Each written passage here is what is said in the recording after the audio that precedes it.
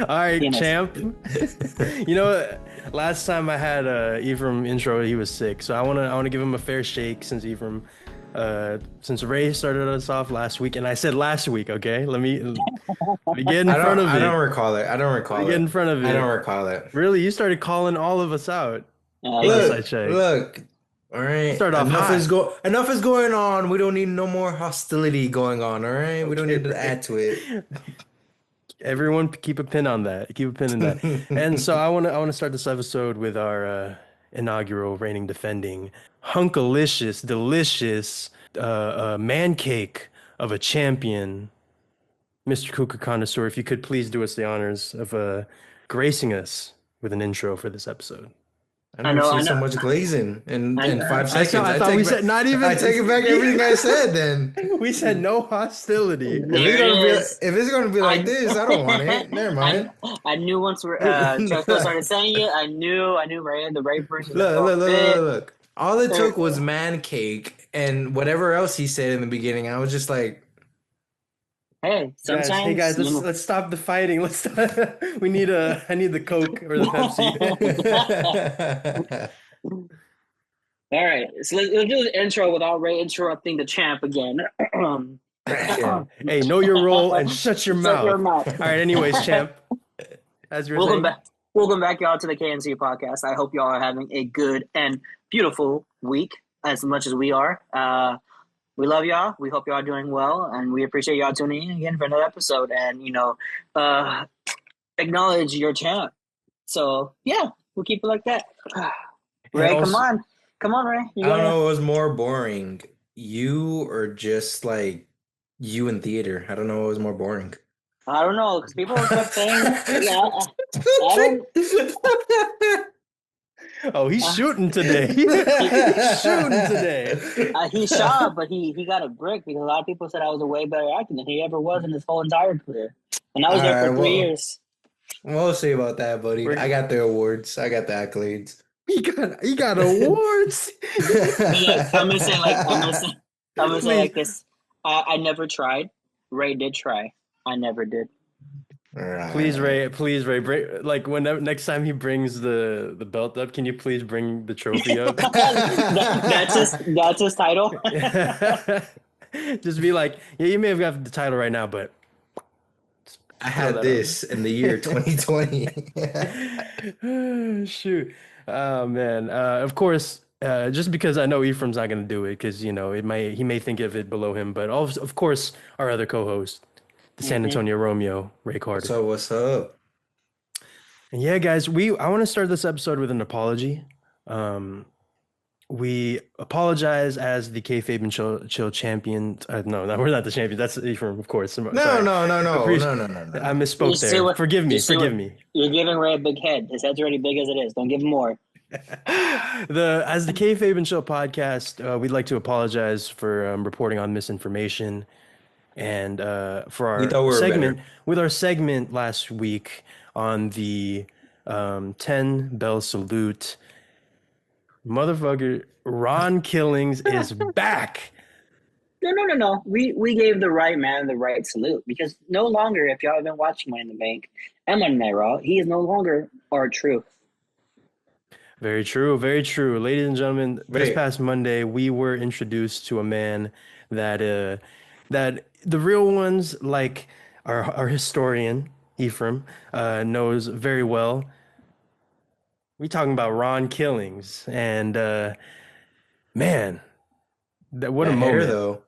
The hair. Hey man, this is where I want to start just because of course we spent the last like we spent the first like hour and a half of the last episode being like, damn, the Give me 1 second, WWE guys. sucks. Yeah, no worries. Like man, the WWE sucks, and like this is why, and this is why. And look, like a lot of the reasons that we brought up are still valid, but the joy is back. So I can now Yeah. overlook some of the big faults and some of the faults that Monday Night Raw reminded me of. So I mean, yeah, like, but we're back right now with Ron Killing. So I just want to start off with, of course, we're gonna start off with Money in the Bank. I forget how the predictions lined up, but I'd say overall, Ephraim went 3-1. Just want to put that out there. Oh Champ my again. God. Champ doing champ. No, no, no, no, because you changed yours the day of. You Yeah, changed yours the day the of. you see a champ can No, do no, no, that no. when No, he's no, no, no, no, no, no, no. earned his No, he stripes to do cannot. It's the that. numbers game. It's the You numbers game. You had gotta. you Boy, had your answers on like, this podcast, and then the day of, you're like, I think I'm gonna change it up a little bit, and you pick different people. That's not how it goes. No, no, you see how he's coming up with a delusion again, Chesco? He can't stand the fact that I'm a champ and I Chesco, have better you know predictions. I'm right. You know he wasn't supposed to be changing it like that. I'm gonna keep Come my mouth. on. I'm gonna keep my mouth shut. Hey man, so so Money in the Bank last Saturday. Obviously, I went to it. Yes, And he did. How was that, by the way? Let's get to that. oh, dude, it was a really great time on multiple fronts in terms of just like um, going to into a dome, which is very newly built, was finished like a year ago, 2 years ago. Like this past NBA season was like the grand opening for it, and bro, it was crazy. Like the way that you get in is that your ticket is your face. Like before the you come in, you download an app and then you like take a picture and like you scan your face. You take like three different photos from three different angles. It's basically like when you want to Like scan the your face face unlock. into Yeah. 2K, like my Yep. career. Like yeah, so you scan your face and then yeah, you just go up, show your and then you walk up to a sensor, scan your face in. Cool, you're good. But also, yeah, I mean, obviously the show was really fun. Like Money in the Bank, that format is just really cool. It's probably, next to the Royal Rumble, it's like right up there with like my favorite match types, just because you see someone pull out a ladder and then it's just like, all right, what's that ladder going to be for? Or like, and to give a very specific example that I talked about in just a quick little video, just because I wanted to get over my like, oh, I was there for this, I was there for that. I didn't want to put too much in this podcast of that, but so I recorded a whole video. Y'all can check it out. But that one spot where you see El Grande Americano climb up the outside ladder, climb onto the next ladder, and then Seth Oh, Rollins dude, kind of that was tips it clean. over. Like that Yep. was so beautiful. But at the beginning of the match, like literally at the very beginning, El Grande Americano like slips out of the ring while they're all jumping Seth. And that's when he takes out that first ladder. And I'm just like standing there like, huh, it's Mhm. interesting. So no, it's just cool, how things pay off like that. So and then yeah, really great show. I mean, a lot of great atmosphere, great vibe, and obviously we got to witness the R-Truth pop, which was very unexpected. It wasn't until people were just kind of throwing out like, "Dog, wouldn't it be cool if R-Truth like came in Money in the Bank?" Like I was talking to a couple people that I just met, and they were just like, "Yeah, wouldn't it be crazy if R-Truth is just like like he reenacts the scene where he goes into the Royal Rumble, I think it was, and then climbs a ladder and goes like that, except he actually just wins Money in the Bank." So everyone was just kind of joking around about it, but then sure enough. Motherfucking R-Truth comes in, hits John Cena with so no man, like and I posted the video on our Instagram page of like what that felt like in the arena, which by the way is like the loudest moment I think I've ever been a part of. So yeah, man, it's safe to say, like, I had a great time with it. I am curious though, because I feel like I am a little biased towards this PLE and just like how um, lively it was, and just that in the arena atmosphere is always just going to spike it up a couple points. But what did y'all think about Money in the Bank this past weekend? I mean, it was pretty good. I'm I sorry, the think, champ speaks first. No, man, forget that bum. I'm starting off first. No, I'm sorry. You cut me off with the hostility, so I just wanted to get that back. We're on even ground now. I'm sorry. I apologize. I know. I was like, oh dang, he turned heel too. All right, all right. Oh, wait. Whoever said Two? who said we were heels? No, no, no. I didn't say you. I said Chesco. Ain't nobody All right, talking to CC. Ain't nobody talking to you. anybody talking? Okay, let's get to your predictions. I mean, your rating of See, look Money in at the you. Bank. You can't even, you know what? Never mind. All right. No, I think it was really good. I think this is one of those shows where the unexpected kind of happened, where it was kind of predictable at times too. But starting off really kind of, I don't know if we're gonna cover it, but like Triple A to have that show start off Hmm. that Money in the Bank. that set the bar high. Like it was like, oh shoot, like it you can't top that now. And then having the match be official with Dom and I think it was Octagon Junior, if Junior. I'm right. Yes, sir. Yeah. Yeah, having that being announced at Triple A, which I didn't think was going to be happen, because I saw a lot of people complaining that Dom's, champion run or championship run isn't the best right now, and so seeing that just be official right there, I was like, oh shoot, okay. Obviously the women's match was amazing. I think we all know why. I think we could all. See, I, was there a certain spot that you liked more than the rest of the men's Yeah, match? um, please expound, Ray, if you could. There Yeah. was a lot of great moments in that match. you Great know, pops, you know. there was a how would I describe it? Just Chucky Ducky Quack Quack. That's how I would describe it. Um, the men's was really great. Obviously, we got the greatest of all time ladder, Fireball. I never Um, thought I would ever see a Fireball ladder in Money in the Bank, and hey, that's what I'm talking about. We saw the Kardashian, one of them out of like five, which nobody remembered. So that was fun seeing. But all that aside, I think that main event it was kind of getting like okay, like it was kind of getting stale for me. And of course, once and the I main event forget, he's talking about, folks, is Cody and Jay yeah, versus Cena and Logan Paul. right. I forgot who distracted the ref or something that the ref was away and all that, and Cena hit it. I was just like everybody else. I honestly thought Seth was gonna cash in there. I like they as soon as the ref is out and Cena gets the belt, something is gonna happen or somebody's gonna come out. The last thought I had was R-Truth coming back. That's when I was like, oh, snap. And then there was the whole, was it a work this whole time? Did we get like pranked for it? Which we kind of figured out it wasn't. Hmm. But I think it was a great, PLE, pay-per-view, whatever you want to call it. The matches itself, like the men's and women's, fantastic. That spot you mentioned with Gable, oh, excuse me, El Grande Hmm. Americano. What are you Jeez. doing? What are you? Um, You're sounding like Pat McAfee here. I mean, Michael Cole here, thinking that it's always Gable. I know. I'm Yeah, sorry. I'm Wade Barrett too sorry. slipped up a little bit on I'm Monday. sorry. My mind. I had this huge headache, and I confused. It was the nipples. It was the It's 'cause nipples. I know that was such a Clip that. I'm gonna just I'm gonna just clip that real quick. If you were paying attention, Wade Barrett. yes. Way Yeah, Bear, we're talking about some nipples on the live show. he I'm said. sorry. I'm taking a bite of my burger.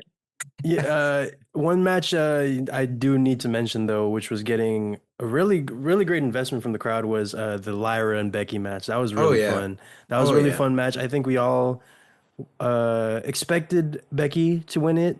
Yeah. However, I think the moment that played out right afterwards A was little bit really great. drags. What was that? It was it was fun, but it was a little bit dragging, and I really thought Bailey was gonna return. Oh, at Like that the way Mm. they point, yeah. kept going with it, I was like, is Bailey gonna come out? And then of course we all saw what happens. It was fun. Uh, Becky and Lyra always put on great matches, though. they I do. think Yeah. I think that belt is like the standard of just excellence of wrestling, which is the best way to look at it. Wow, Becky and Lyra just put on a great show for the. I mean, I don't know, it was a good match to watch from start to finish. I'm kind of jealous that Chesko saw it live, Oh so I yeah. was just like, man, that's a good ass match. I'm happy for you that you went. That was a good ass match. Yeah, Lyra, man, has quickly cemented herself as one of my five. I've put a number on it. One of my five favorite wrestlers in the Fed right now. She's really great. And the She's an Fed. Colin, absolute hooper. I don't know. I just like calling it the Fed, hey, hey, the I'm cool with it. WWF, and I like the Fed. I say that lovingly. I love the Fed. Um, Yeah. I don't uh, think that right now is the right time to be I saying that, know, Jesco. actually. You know what? I love the E. I love the entertainment. Okay, there I you love go. sports entertainment. What is it? No, what is the Andrade clip? I love I wrestling, love the wrestling. business. But no, man, like she is just such a workhorse. That spot where I think she went from the announcer's table over the little thing that's holding the IC title Oh to yeah, leg drop on Becky. That she was ballers out. Like I just love Lyra, her character. She's really been stepping up in terms of when you have these kind of like not passing of the torch, but you know what I mean, like generational matches. Hmm. Um, So where do one, Becky, I mean, yeah, Lyra can be considered one of those next generation of wrestlers. I can see that greatly. yeah, and she's really stepped up to the plate as, you know, as much as we joke about Becky Hogan, she's definitely been kind of setting the table for Lyra. But no, Ephraim, I know there was a lot there between me and Ray, but would love to get your overall thoughts on Money in the Bank. I mean, again, great show. I had fun with it. I think all the matches were great. I want to go back to what Ray was talking about earlier with the AAA pay per view in the morning. Was it the morning or the afternoon? It was like afternoon. Afternoon, right? Okay. So Yeah. yeah, that was a great pay per view too. I came in a little bit late. I didn't see the opening match between Mr. Iguana and all them, which Mr. Iguana, that's a great ass character. Whoever came up with W. that, whoever did that, whoever he came up with that himself, or whoever pitched him, got good for you. That's a superstar in the making. It's like a Danhausen, if you guys don't know what that is. But that's one of those iconic characters that I would think we'll see for a while. But that was a great main event too with Vikingo. I can never say his name. Vikingo, Vikingo, yes, El Hijo, something Vikingo. Or, there's like one more word I'm missing. yeah. Him and Gable put in a classic. I think those two men are. I mean, I wouldn't be mad if Gable went to AAA for a little bit and just wrestled down there, Yeah. and have him as a good like what do we call those? The Sinister Six for like Spider Man. Oh yeah, Mm. Have yeah. have that for him. I think that would be great. Have Gable be that opposing kill. I think it'd be great. Also, are we just gonna bypass, the greatest tag team women's match of AAA? I'm seeing a trend here, Ray. I'm seeing a trend here. Hey, If I'm we I'm could, picking up where you guys are, leaving off because we gotta talk. It's everywhere. We can't act like, we didn't see what we didn't see.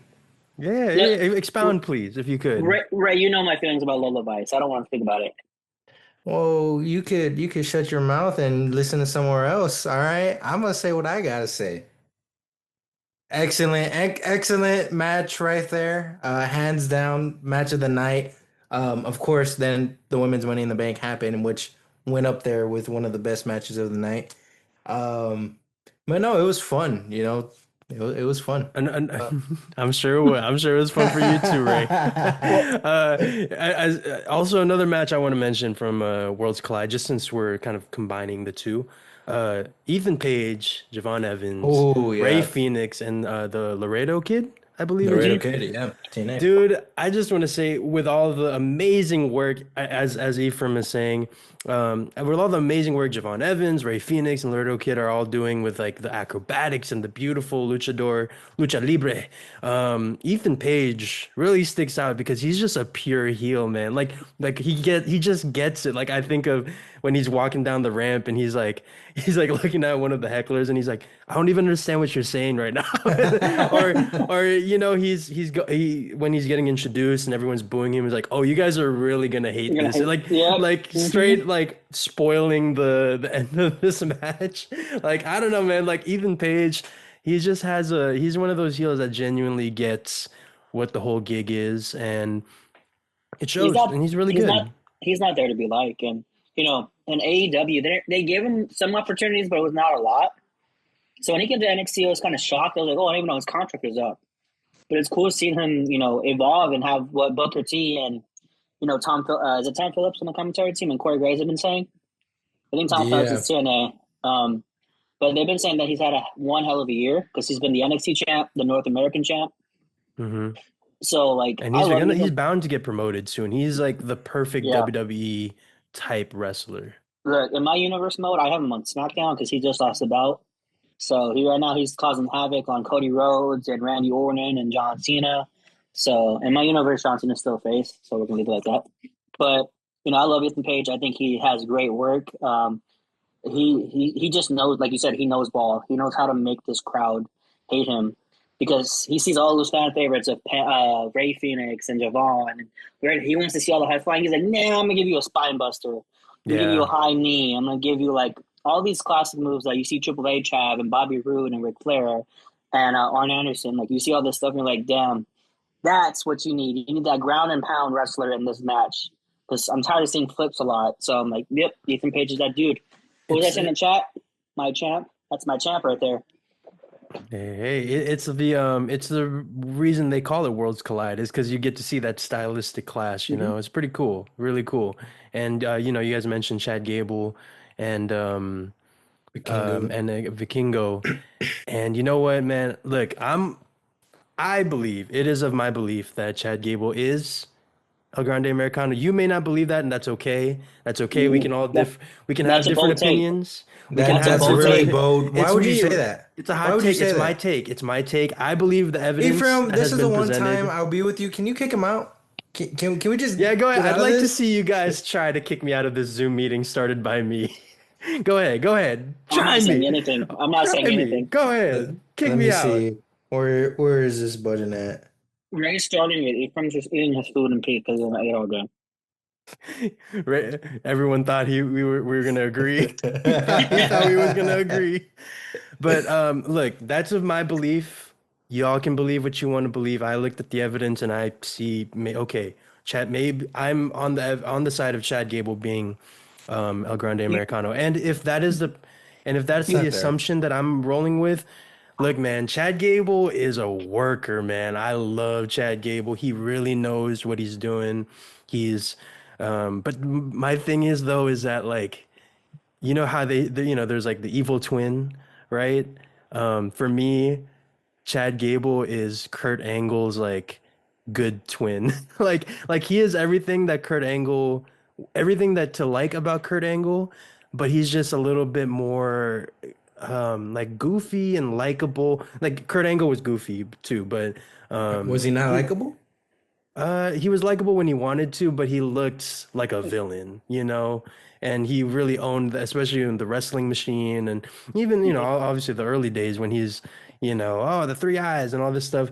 But to me, I look at Chad Gable, even when he's trying to be a villain, I'm just like, oh, Chad Gable, like, you know, you're just so, I don't know if it's just like, it's because I've really dug his storylines in the past, but no, like, I just think, but besides the point, I just want to say, Chad Gable working both the main event of Worlds Collide and then also obviously Money in the Bank was really No, cool. Really just cool. You just know what, triple A. Ray? Worlds collide. You know, Ray, believe oh, what you want to believe. Again, this is a world where we can all It's obviously disagree. Omos. I don't know what you're talking about. It's obviously Omos, bro. you I don't, don't know. but you don't see the two different styles of wrestling right there of Great Americano and Chad Gable. I don't know. Two completely different, and you think it, dude? How But no, dare you? I also No, want to give a shout out to the SmackDown main event, or not the main event, but the SmackDown Women's Fatal 8-man tag or 8-woman Oh, tag. oh yeah. That had a lot of aura and a lot of great spots, and I think all 8 women or 6 women. Sorry, I I know think there it's was one six, right? spot that Ray really enjoyed. I bet Ray really enjoyed that match as well. oh yeah. If he Shucky was on ducky quack Dropkick, quack. if he was on drop kicked his three favorite matches would just be this weekend's matches featuring Stephanie Vaquer. Woof. Mamacita. But that was a great match overall. So I want to give shout out to that SmackDown match. I enjoyed Yeah, watching it. But back to what I was talking about, Money in the Bank. I mean, that was a great show. I think the main event was a good pace. It was different. I did not expect True or Ron Killings to be back at that moment. It was crazy to see him back. I was like, what the fuck? They actually got R-Truth back. So, and then the man's Money in the Bank is my only concern with the pay per view. That is my only downside of it. I don't think Seth needed it. I see a lot of reasons why, but Yep. it should have been Mr. Ray. What word did you just say? Mamacita. No, the one after you said it. It's the opposite of no. Yeah. Yeah. So yeah, he needs to win that match. I'm gonna think of Los Angeles Night now as Mr. Mamacita. He'll probably take that. Hey now, hey now. Oh yeah. He's like, I usually drink from the plastic, and she said they are, and I said, hey now. Hey now. Oh, that's an amazing promo. Anyways, oh yeah, guys, I'll be real. I mentioned this in the video is that Naomi, congrats, well deserved. Right. Deserved. She Hmm. got she got heel heat in terms of like oh like you know everyone obviously was devastated when Rhea got knocked to the floor, and then she got the pop, Naomi of like yeah you know you deserve it, Seth, it was like quiet in the arena of like, uh, damn. Which, Triple H, Lord knows, he is very familiar with that feeling of like, I am inevitable. I'm the best in the business, and da da da da da. And I've seen arguments. I'm curious what you guys think of this. Is that it feels like Seth should have won King of the Ring more so than Money in the Bank. You give Money in the Bank to someone who you want to Needs it. escalate Yep. to that Mhm. next level and has done the work, and you want them to sort of get that fast track, the rocket strap to them, as they say. Meanwhile, King of the Ring is something that, is sort of cements you as like, you get to pronounce yourself as the king for a second. So I feel like that would have been a better way to go about it. So yeah, no, Seth Rollins winning Money in the Bank. They I mean, really I'll did. start. They really did the same spot 3 years in a row with LA Knight. Yep, God yeah, damn it. Damien. Yep. Damien knocked him over. What was it, 22? Yeah, in 22? London. Yeah, Yeah, and then it was Drew again with a ladder shot, I believe, if I remember correctly. I Mm. think so. And then now Seth too. So I mean, yeah, it's very what's it? What unfortunate to have that happen to LNA 3 times in a row. Triple H says something. Be patient. Superstars get rewarded if they're patient enough. But I mean, this man has been over for the last 3 years, and they can't keep going down alone. I mean, keep running off that. Eventually, it's gonna run down, die down at some point. He's gonna get frustrated because he hasn't. He's won the U.S. title twice. You know what I mean? Yeah. He's lost it to people. I mean, Shinsuke should never won in the first place, in my opinion. It was all right. It was all right. It was a really bad run. He lost it to Jacob Fatu, which was okay as well. But I also think too that LA Knight needed that money in the bank so he can make that transition to Raw, like I've been saying for the last couple, I think, months. Have him go to Raw, have him cash in, have him be the world champ, and I guess re ignite that world championship on Raw because that's what it needs. It needs a fresh face holding that belt. No more Gunther, no more Jay, no more Seth, no more some. I just need something new. I don't want to see somebody holding the belt that we've already seen held it. Um, so I think LNA would have been a great pick for that. So that's my reason for upset. I see why Seth holds it. He's holding it. I see why they're using him to be that catalyst for that. But I just don't. I'm trying not to be a critic. I'm trying to be a fan. So, Oh, by the way, a new Triple H soundbite. You enjoying the show? It's all part of the show. Oh my God. That was like such a, as soon as I saw that, I was like, yeah, that's gonna be on the podcast, on this week's podcast. Um, I do want to, before we get into Monday Night Raw, because there actually was a good amount to talk about. That was actually a very entertaining Right. Raw. Um, but I do want to talk about one event that happened during Men's Money in the Bank that was really fun. Mm. I hate you, Solo. Oh, bro. man, that caught me. Like, obviously, SmackDown was pointing that way, but I was I like, didn't think it was gonna be wow, that we're soon. doing it. Yeah. Yeah. Yeah, that was very quick to what I was like. Oh, they're gonna build this, but I was like, oh, that quick. I was like, okay. I know. Yeah, yeah, that's exact my exact reaction of like, oh, okay, we're here. Cool. Like, I don't know. I believe I mentioned this already on a previous podcast, but the storyline that really got me into like, okay, this is what long-term story is in WWE is the Batista versus Evolution storyline. And to me, that was what this was feeling. They even had the segment where it's revealed that Solo is overhearing, or no, Fatu was overhearing Solo saying, "Oh, he's all gas, no No brains." Which, by the brains. way, Yep. Solo is absolutely hilarious with the Cero meow. I like Oh, that Seth spot too. They all kick his ass, and he's kind of like they all look at him and turn around and like, oh fuck, and they start beating yeah. his ass too. Yeah. Yeah, man. So, Jacob Fatu turning face. Crazy. Well, actually, I've been hearing weirdly things about that. They say he's turning face, he's turning heel. That Solo's gonna be the face. So, I mean, in my eyes, he looks Mm. like he's gonna be the face. Yeah. Yeah. I just think people the that was I think a lot of people's concern with Fatu coming off of the Saturday night's main event. I think it was the one in San Antonio, right? Mm-hmm. where he's doing the flips and they're chanting one Oh more time, and yeah, he's no, that's not he's funny. obliging and he's doing the thing. So it's like, oh, as a heel, you would say one more time. Well, no, I'm not gonna give you what you want, but he went ahead and gave it to him. So I feel like it And was then, always pointing towards Jacob Fatu being eventually becoming a face, but but I even in also that like crowd Solo. too, yeah, like I love Solo, but even in that crowd too, Jacob was super over. Oh If Ray yeah. remembers, people were chanting Fatu all the way through. Oh yeah. Hmm. So if I like Solo, like you said too, Chesto. I love Solo. It took me a while to get used to his character after the whole Bloodline thing because I was kind of like he's lost, Yeah. but I think he found Yeah, his groove. Rami, man. Yeah, Rami. Yeah, it's. I think he eventually settled into what his character is now. It's just like super fast talking, cocky, whatever, whatever. But coming off of like being the silent enforcer, which was a very fun arc for us as fans to go through. But yeah, man. So Jacob Fatu, the "I hate you" solo was a moment that I think we're always super excited for. We got it. And now we wait to see what that feud's gonna look like.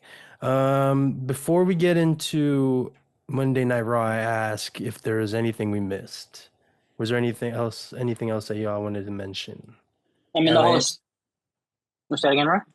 the LA Knight deserved it. I think House at the one too, just winning it after like kind of easily after the turn. I was like, really? Like, They do this a lot with Seth's factions in recent yeah, past. With the whole Monday Night Messiah with Buddy and the Authors of Pain, they kind of try to cause Edge to wear Rumble. I don't know if you want to go back and watch that one when Drew won it. yeah, But like Seth's faction always does that. They try to get in matches. It's only the main ick I have with Seth Rollins and when he forms a faction, it gets kind of annoying. But I guess that's what he's built to be, like the authority with J&J Security. They're always getting his matches to help him win. So I guess that's something that, it it's fits. a Yeah. common thread for him to have that. I agree with that, Phil. Also, I wanted to talk about that moment with Seth, Bronson, Braun, and Jacob, Solo, and JC Mateo, I believe. Oh, on Friday, yeah, Yeah, on the SmackDown. big stare down of what was supposed to be a big anticipation just for Fatu to say Yara Amin and Ooses Deuce or yeah, Ooses, Ooses deuces. Deuces. Yeah. But it's not even that. I think Solo's having a point too, where he's actually like, aren't you like a 10 version of the Bloodline? Like, you have your enforcer, and then him going back with the history of them at War Games with Bronson. So I think that was something cool to like a knowledge wrestling fan. Like, oh, here's your moment. Here's them interacting with each other, and before all the craziness happens on the road of SummerSlam. And I Yeah. thought that was a cool moment and have a good interaction between them. Because when I saw that on SmackDown, I said, hell yeah, that was cool. So, Yeah, I mean, that's honestly it. Um, Also, just like all of the SmackDown Tag Team Champions or the tag team in Well, SmackDown, they're like DIY, you can't do it yourself. Motor City, we're gonna need those guns. Like that yeah. segment, bro. Just Ah, Street this Profits, man. I love the Street Profits. the tag division is so like really different and so crazy to see that. Raw is just a New Day parading around doing what a New Day do, and yeah. then SmackDown's so Which cohesive. which Well, leads us into Raw because yep. after obviously we saw the main event, Jay lost, and there are now speculations, maybe even rumors, that the Usos are going to be reuniting Mm-hmm. to Mm-hmm. potentially take those belts off the New Day. How I does think that.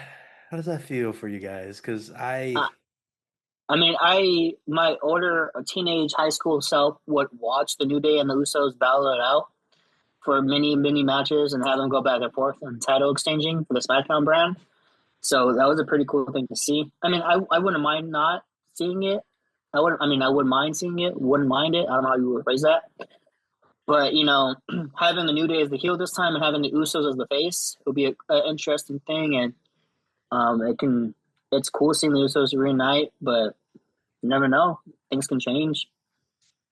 yeah, a lot of the so of course I'm gonna be pretty happy seeing them do their thing together, and their Lord, like even the times where they were tagging on the lead up to Mania was really cool Oh and very yeah. fun. However, I just feel like it feels weird that uh like the Usos split. They obviously went against each other, Yeet versus no Yeet, and then we just didn't do anything with Jimmy other than like a few, a couple matches here and there. We sacrificed him to Gunther like on a silver platter, and then now and meanwhile Jay had this meteoric run, being the a single star and all this stuff, and being on Slim Jim commercials, rocking the Ronald McDonald suit. Like he really like skyrocketed up. Meanwhile, like Jimmy is to me like promo wise a lot better than Oh yeah. Jay, I feel. Hmm. And I feel like there's so much potential there to tell a story. Like to put in perspective, like we don't even really know why he's shifted from no Yeet to Yeet. Like I don't think we've given like a kayfabe reason why. I think he's just been like, no, I'm just rocking with you now, Yeet. Sure. You know, Yep. I, and, but I also think too, his whole thing too, if they want to do that kayfabe route, is have him be like, nah, like you attack family, you took me out, you know what I mean? Now it's, I got my brothers back no matter what happens, no matter how many times we fight, we just fight like we're in the backyard and we come back to being brothers again. But I think the whole thing too, seeing, what Gunther did to Jay and that aspect of getting to that world championship, all the little tricks and, beat downs, and that's a good route to go with the whole kayfabe thing if we're talking about it in that aspect. hmm. But like I said, I agree with you too. I think Jimmy should have done more, or I wanted them to do more with Jimmy.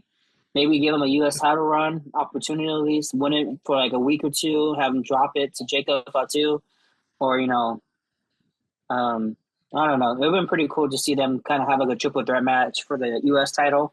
The fuck Yeah, I remember people Jacob, bringing that up. Solo, Yeah. Jimmy. Yeah, that was something And you that I could have was like, had oh. the Ray and Eddie Guerrero moment where Hmm. they, confetti and Jay Yep. and Hmm. Jimmy get to smile with each other. So I mean, I feel like there's just a lot of storylines that could have been told there.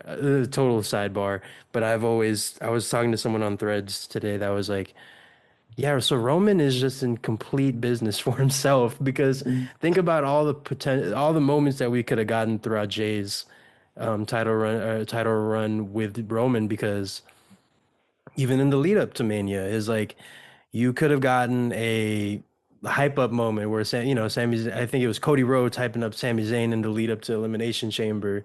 Hmm. Um, and moments of just like Roman looking at Jay like, hey man, heavyweight title. Pretty Another cool. good thing too would have been like a I wouldn't say like you said a promo package, but each Samoan bloodline member, like I want to say at least besides The Rock, you never know what The Rock is gonna do. But like you said, have Roman talk to him, have Jimmy talk to him, have Rikishi talk to him, and then have Ooh. Jay go through this like epiphany of I can do it, I can be this top guy, and like Roman and Rikishi, like he took out your brother, he took out Jimmy, he took out your other half, he took out pretty much your other half for your heart. He's busted, he's bleeding. Like I said, we talked about Jay's run to Mania and how I mean we could have done it It's been all differently. over the place. Yeah. Yeah, And we could have done different things, different ideas, yeah. but going back to that, that would have been pretty cool. Another good aspect of it, another side of the cube, and Yeah, but because the bloodline story at its heart, when it was really kicking off, was Roman versus Jay, Roman and Jay. Like that yeah. was like the heart of the story. So it would have been cool to just, you know, since this is sort of the culmination of Jay's story, it feels like, not that he's done after this. Like, Lord knows, I was thinking about it the other day, like while I was driving home, was like, man, he's kind of set for life in terms of like he's always gonna get that return pop, and Oh we're yeah. always gonna be eating with him. But it would have just been nice to sort of have that finality of like, damn, like, Jay isn't 35. He's like 40 something. Like we are closer to the end than the beginning with Jay. So, would have been cool to just sort of get those big moments with him during his title reign. But anyways, I forget even what the whole point of it. Oh, also Jey Uso and Gunther real quick. We kind of skibbity Skimmed it. hopped Yeah. over it. Skibbity? Just yeah, sorry, He's I'm like, over caffeinated. I have no no space for Gen Alpha right now. and then and then Razor Skibbity threw him off more. He's like, "What? What are you talking about? We're not trying to brain rot the viewers at home." You sure? I have been distracted many a times, and for some reason, that's what threw me off. Um, Jey Uso and Gunther, that was a banger ending to the card, No, man. Look, I haven't watched the main event of Raw. I've gotten still. up. Yeah, I haven't. I'm not interested in that match. I've seen it 4 times already. It's gonna be chop, super kick, spear, power bomb, high splash, Gunther reverse, roll up, and all this stuff that I've already seen before. And by Ray's reaction, I'm pretty much just at the whole match right there. Yeah. So I was cool catching the we call it the edits and the quick videos of all the stuff I watch on YouTube and Instagram. So it was okay for me. Was I a little sad that Jay lost? Yeah. I think his reign should have been longer. Oh yeah, by the way, Jay did lose. Just want to put that out there for Yeah. people that didn't watch it. It's why we're Um, commiserating about Jay's storylines. yeah. But yeah, Jay did lose. Like I said, I think there's something big. Like me and my dad were talking about it the other day. He's like, man, my dad's a big Jey Uso fan because my brother loves Jey Uso. He Oh, does that's a cool. yeet. He does all he does is wears glasses. He has a haircut like him, the little mullet. So Sick. like, my dad was like, that's so stupid. Gunther's boring. I hate Gunther. I don't like this. Um, yeah, I know the face. I see it. I see it. Jessica. I see it. Wait, what I Um, do? No, I was just smiling. I was just no, it's true because my dad's very much. He's not a big. I guess he likes wrestlers or characters. He can make mm. anything out of some. He can make something out of nothing. That's how he looks at stuff. Like he doesn't like Ilya Dragunov either. He thinks he's boring. Yeah, so you're like, Yeah, okay, ugh. okay. Now I'm making a face. Now I'm Yeah, making see, a face. Ilya like Dragunov, what? yeah, he just doesn't find the What? appeal to wrestlers like Gunther and Ilya. Like it's something I really never really want to deep dive into because it always comes into an argument of something different. So I'm kind of like, I'll leave it alone and let him have his opinion on things. But I think they set up something bigger for SummerSlam. Maybe it's Goldberg, maybe it's Ilya coming back in that mystery opponent slot. Ilya has been Ugh. out for a whole year. We don't need Goldberg Oh, back, him. man. Yeah. We don't need Bill I thought you Goldberg meant back. Goldberg was in that mystery spot. I was like, No, no, no, oh, no, no, no. no, no, Ooh, I was about to Bill say, I was like, Goldberg. Ephraim, bro. Ooh. Whoa. no, no, no. I think Ilya's going to be in that mystery spot of the tournament of the King of Ring. I think he'll go on to face Gunther. And then maybe have Gunther versus Goldberg at Saudi Arabia if they're not champions, or I don't know what they're going to do. But I think that's the big plan is have Gunther be that dominant run that he was supposed to have before Jay got over super crazy. Mm, I'll be honest. I agree. Jay's title run should have ran longer. I just hate how it was executed at the end. I yeah. did like obviously the big prediction, but for the night was Seth is gonna cash in on Jay, and then he comes out right after Cena and Punk, and it's like, well, I guess that changes the narrative then. So I think like I don't know. People online, especially, they don't like Jay for, I guess, whatever reason, whether it's the same move set, which I'm like, all right, I get it. But at the same time, like, dude, he's over with the crowd right now. Like, he has more character than Gunther. Not that I don't hate him, I just think it's the same thing. I'm the ring general, da da da da da, and like took But down somebody, I, and then it's like, all right, you know? I, I also think too, it's just the lack of story that was given into that world title reign. Yeah, If because it you, was 2 weeks. It was two yeah, weeks and nothing. and you don't, you can't get people behind a wrestler for the championship run without giving a good build up. Right. All the great championship runs, I could be wrong. People can fact check me later in the comments. But all great wrestlers have a great rivalry leading up to that belt. I think the only one that comes to mind that doesn't have it is probably Jinder. But I mean, look at Cena's reigns, look at Rhea's reigns, look at you call it Seth's reigns, Punk, Orton's. All the greats have good times leading up to the first world title reign. You know what I mean? Mm, So you look at Jay, kind of like, yeah, it was okay compared to Yeah. Cena's, because Cena had JBL. JBL put that kid over numerous times, beat the shit out of him. You know what I mean? They went to war. Randy was Chris Benoit. Oops, that's the forbidden name. Hey, why would you say that? I'm sorry, sorry, sorry. Come on now. Even Eddie Guerrero, like his first title reign too was iconic because he beat Brock Lesnar in David versus Goliath. It's a story right Oof. there.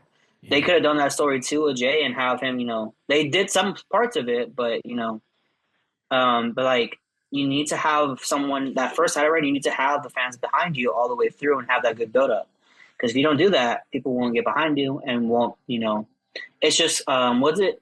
nostalgia factor, I guess the word, Yep. or your graduation goggles is the way I look at it too. Is that that's what that reign becomes, and people will immediately fall behind and be like, "Yeah, I don't like it anymore." Which brings me right back to Roman Hogan. Roman Hogan, Roman Roman Hogan. Hogan, he's just in, just cue the NWO music. down, Um, down, down, he down. I am growing to not like Roman even as a babyface because he is just kind of whatever. He's just there He's the in business for Spider-Man of the himself. WWE right now. He is the Spider-Man of the WWE. When you think he's supposed to pop up, he doesn't He pop does it. up. Does it Yeah, get it? on Person. fraud alert. He is on fraud alert right now. Roman Reigns is I don't know. I have disliked him more in his babyface run than in his heel run, ironically enough. So I mean, yeah, like I agree. I think in theory, when if you put it all on paper, Jey Uso's title reign and like lead up is interesting. It's like, oh, it's sports entertainment versus wrestling. You have Gunther killing his brother in front of him, and then going on a nice little short little 2 month title reign, which I'm glad that I got to see the last bit of, the literally the last day of his title reign of. Um, and so it was very like on paper, but there was just nothing to it. It was just kind of just he's just there for the pop, and that which Yeah, it, it got frozen in time is the way I like to say it. frozen in time. Yeah, yeah. So where do I think Ephraim laid out a nice blueprint of where it feels like it's going to go with SummerSlam. Like, I would love to see a Gunther Ilya Dragunov match. Like, we've seen the edit of him It, in NXT. Oh, ooh, that's the Dude, match I picked for one of y'all chills. for the but NXT for the NXT rewatch. That's the match I picked for y'all. but here's the thing though. Here's the thing. It's not gonna be him. It's gonna be Mr. Iguana versus Gunther. Oh god, Mr. Iguana's gonna win. Ray's Uh, dream WrestleMania main I'm telling event you. is Iguana, Truth, and then Jey Uso, and then Santino Marella, all in a fatal four match for the world title, and he's gonna be Hey, like, that's it, book me." tell me that wouldn't be a fun match to watch. Sure, it wouldn't be sure, okay. No, It was okay, cinema. Yeah, no problem. drive in cinema. No, Look, let me book WrestleMania, all right? I'll get Oh Mr. god. Iguana versus John Jessica Cena. kicked him out. Kick him out, Jessica. is Ray a bitch?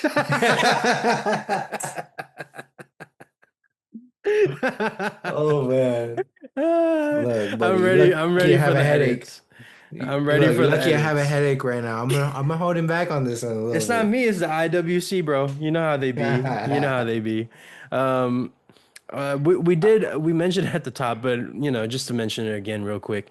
Of course, Monday Night Raw, of course, Ron Killings coming back. Wait, The powerful moment, cutting off his locks and kind of shedding the character of R-Truth in a way that just felt very Great. symbolic and Refreshing. resonant, That's the refreshing. word. That's the word. No, resonant. I like that word more. Yeah, refreshing. so it was very yeah, it was exactly what we needed from sorry, I was gonna say R-Truth, but Ron Killings. And I'm very excited to see where he goes from this point on. Here's a question that's probably going to segue us into the next topic, which a lot of people are kind of very iffy on, especially online. Is CM Punk a sellout? Oh, because he took the blood money. I want to go to the CM Punk fan. I Yeah, am also a CM I Punk fan. I want to me hear too. Ephraim's take on But I this. definitely want to hear because he knows a little bit more than us. Okay. Well, I mean, you look at it. Cena is playing a heel move. Are we talking about like in character work or like Punk's like overall opinion on going to Saudi? Shoot. Play both angles, I guess. I mean, it's smart for Cena to do that heel work of you want this belt, come get me at Saudi Arabia, which we know you cannot go because you're epic and your morals. That's the ultimate like fuck you move. Like you're not getting this belt. That's the ultimate like of me telling Ray like, hey, you want this belt, we're gonna defend it in Oklahoma. I can't travel to Oklahoma. You know what I mean? I don't have that type of you know what I mean? I'm not saying anything bad here, but that's how it is. And I'm like, Yeah. oh, then sorry, you're not getting the belt then. That's the ultimate like fuck you move. So I think that's smart on Cena's end to do that to Punk. Now Punk's ethics and morals on going to Saudi Arabia and selling out It's unique. It's interesting. I honestly think that match was not going to happen in Saudi Arabia. I thought he was not going to even be like, no, I'm not doing that. You know what I mean? Yeah. But it just shows that Punk's I wouldn't say sellout. He's trying to be a team player. I don't think he wants to cause drama. He's on a call. He's on a stir the pot for But he's always been able to fight for his beliefs, and I feel like he's like, maybe this is my only opportunity to fight Cena. This is my last chance. Maybe it's something that I want to do, so I'm gonna try it. Um, so it's a lot of 50-50 on my end. A lot of my opinions are gonna be 50-50 because I try to see it on both sides, not just one. But I don't think it's gonna happen in Night of Champions. I think something's gonna happen where they take out Punk, Seth, and his group to prevent him from getting that championship title. Maybe on SmackDown, maybe on Raw next week. I do think it happens at SummerSlam in the main event. Hmm. I would hope so. I don't see Cody winning SummerSlam and facing Cena just yet. I think they're gonna build to War Games. I think he's gonna deal with somebody else, maybe Logan Paul for a little bit, Ugh. maybe. Run that back? Ugh.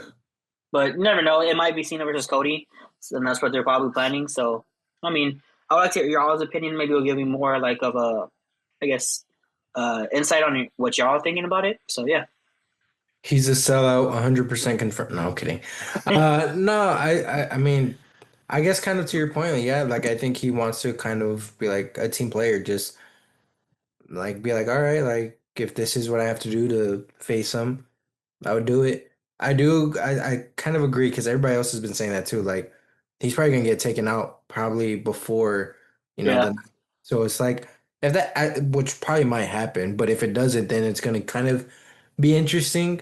Because yeah, I've been seeing like a lot of people are calling him like a hypocrite and bringing up that old tweet. I'm just like, to be I, fair, I'm I like, to mean, be fair, when he first came, he's like, he's here to make money, you know. that's true. And Money talks. Money talks. Saudi pays a big check when y'all go over there. We got fucking DX versus the Undertaker and Kane of the Brothers of Destruction, 60 years past its prime. So Money talks, yeah. Crazy, crazy match. You know what? I do want to steer the conversation towards.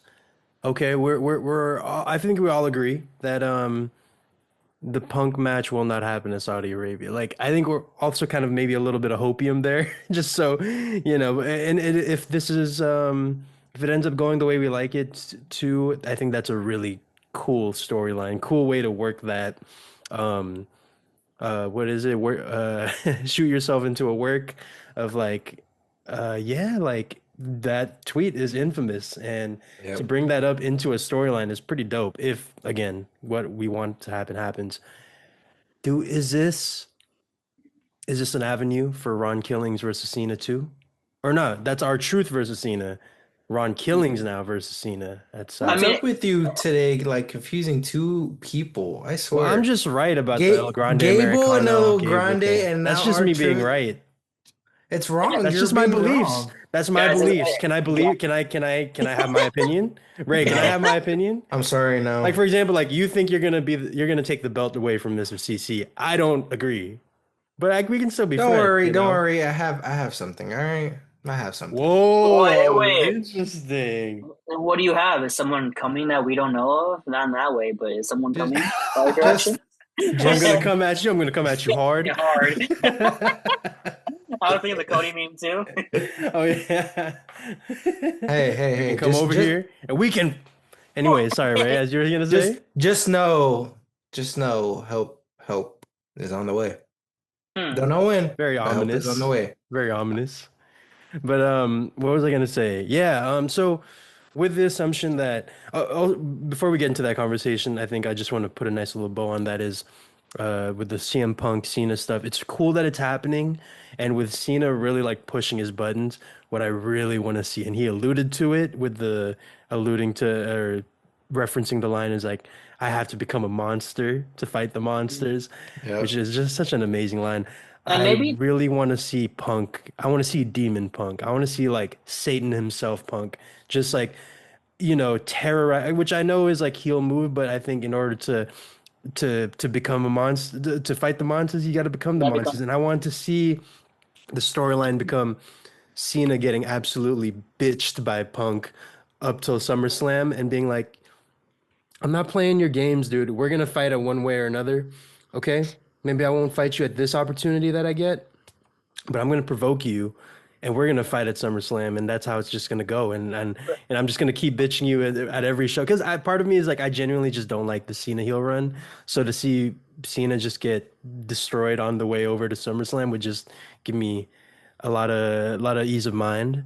But yeah, no. Even like, I'm a big John Cena and CM Punk fan. So and that rivalry back in the summer of Punk was like the greatest thing ever. Hmm. I remember watching the pipe bomb.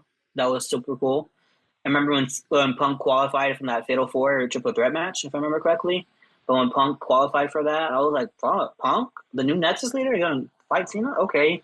And then it turned into that whole pipe bomb movement and Truth taking actually, you know how it kind of mirrors each other in that moment too, of Truth, taking out Cena and then Punk doing the whole pipe bomb.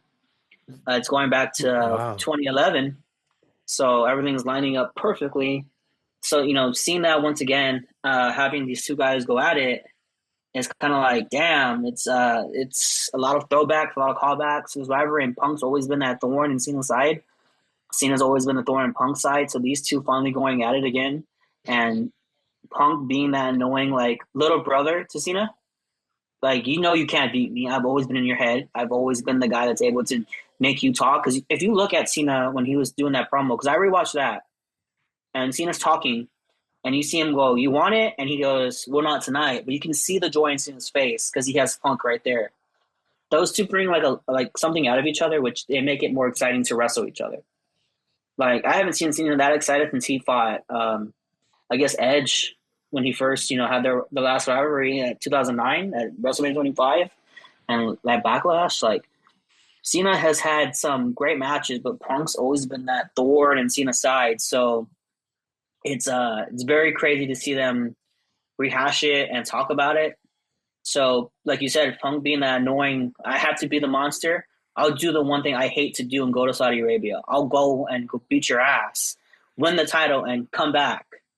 Do I think Punk's gonna win? No, I don't think Punk's gonna win. I And think the man that's why I that can't it can't happen at Saudi just because no title change is happening at Saudi. I feel like it's like for me become a monster to fight the monsters translates to I'm forcing your hand no matter what. Like or I'm forcing my hand upon yours. So I'm not I hope it's just like I'm not fucking going to Saudi. Again, this is just hopium as a Punk fan of like don't sell out, brother. Like, I'm just gonna keep bashing you in the skull in these backstage segments. I'm gonna keep destroying you during your matches. We're fighting one way or another, dude. But not Saudi. I'm not going to Saudi. Like that would I, just, mm, that would I hit kind of for me. I kind of like too. If Punk was the ultimate, like I'm gonna keep beating your ass every backstage moment I got. Be the Yeah, ultimate Punk to this anarchy. I mean, this TKO era. Like he said in the promo, I'm not here to please anybody.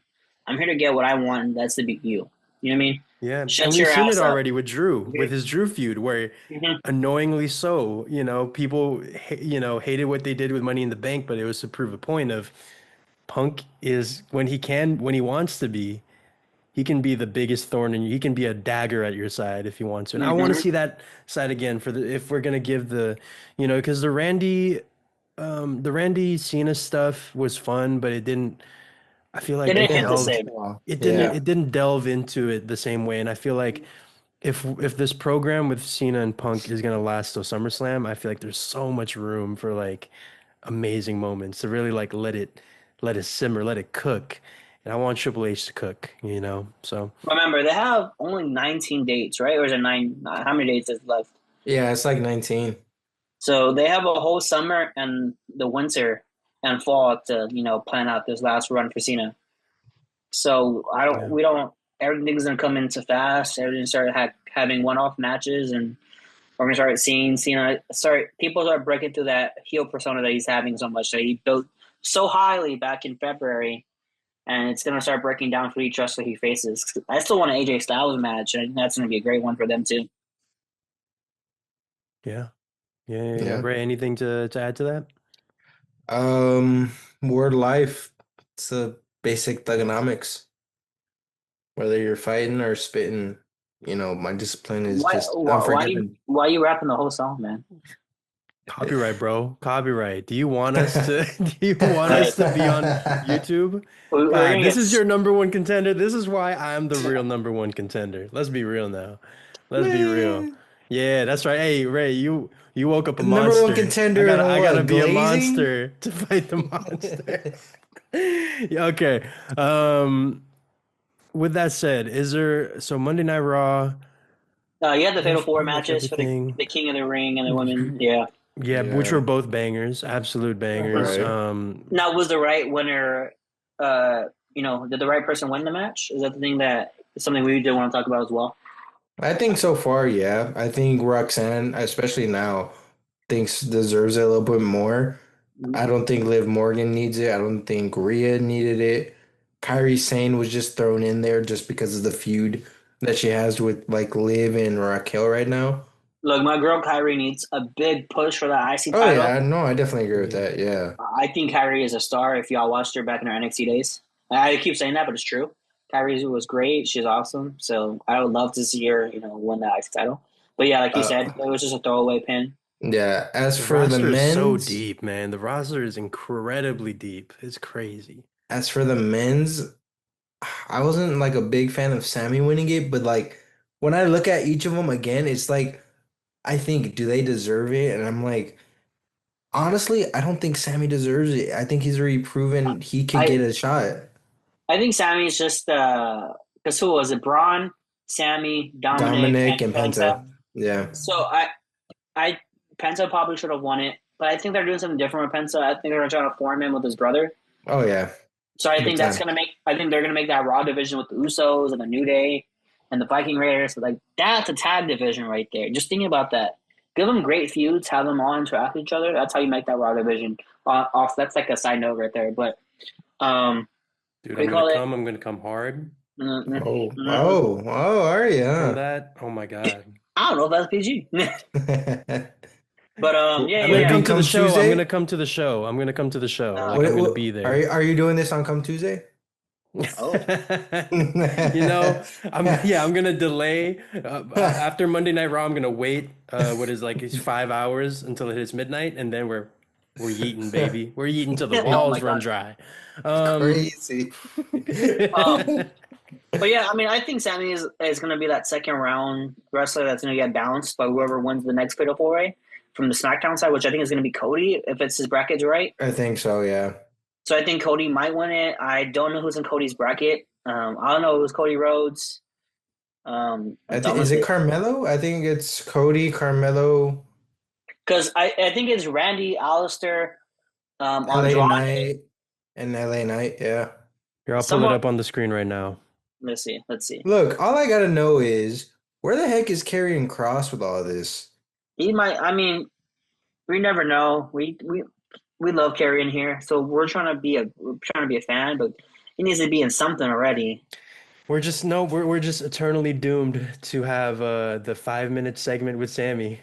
Or not Every even five, just two, That two aired minute. during commercial for the US, but got to air in like the other places. I was like, Yeah. look. I mean, Do you shit. remember it was like Scarlett was on a ladder and everyone was like, yeah, "Oh, he's gonna find a way to get in there," and then just nothing ever happened. So nope. that leads me to believe that a lot of this is very much a shoot of like, okay, Carrion is just straight up getting shafted right now. Well, supposedly too, his contract is expiring in a couple of months, and That's they haven't really crazy. reached out to extend it. So it's more than likely he's next. He's You in the know, wave three. and Mm. speaking of that too, I was watching the Elena Black and Shotzi Blackheart interviews with Ariel.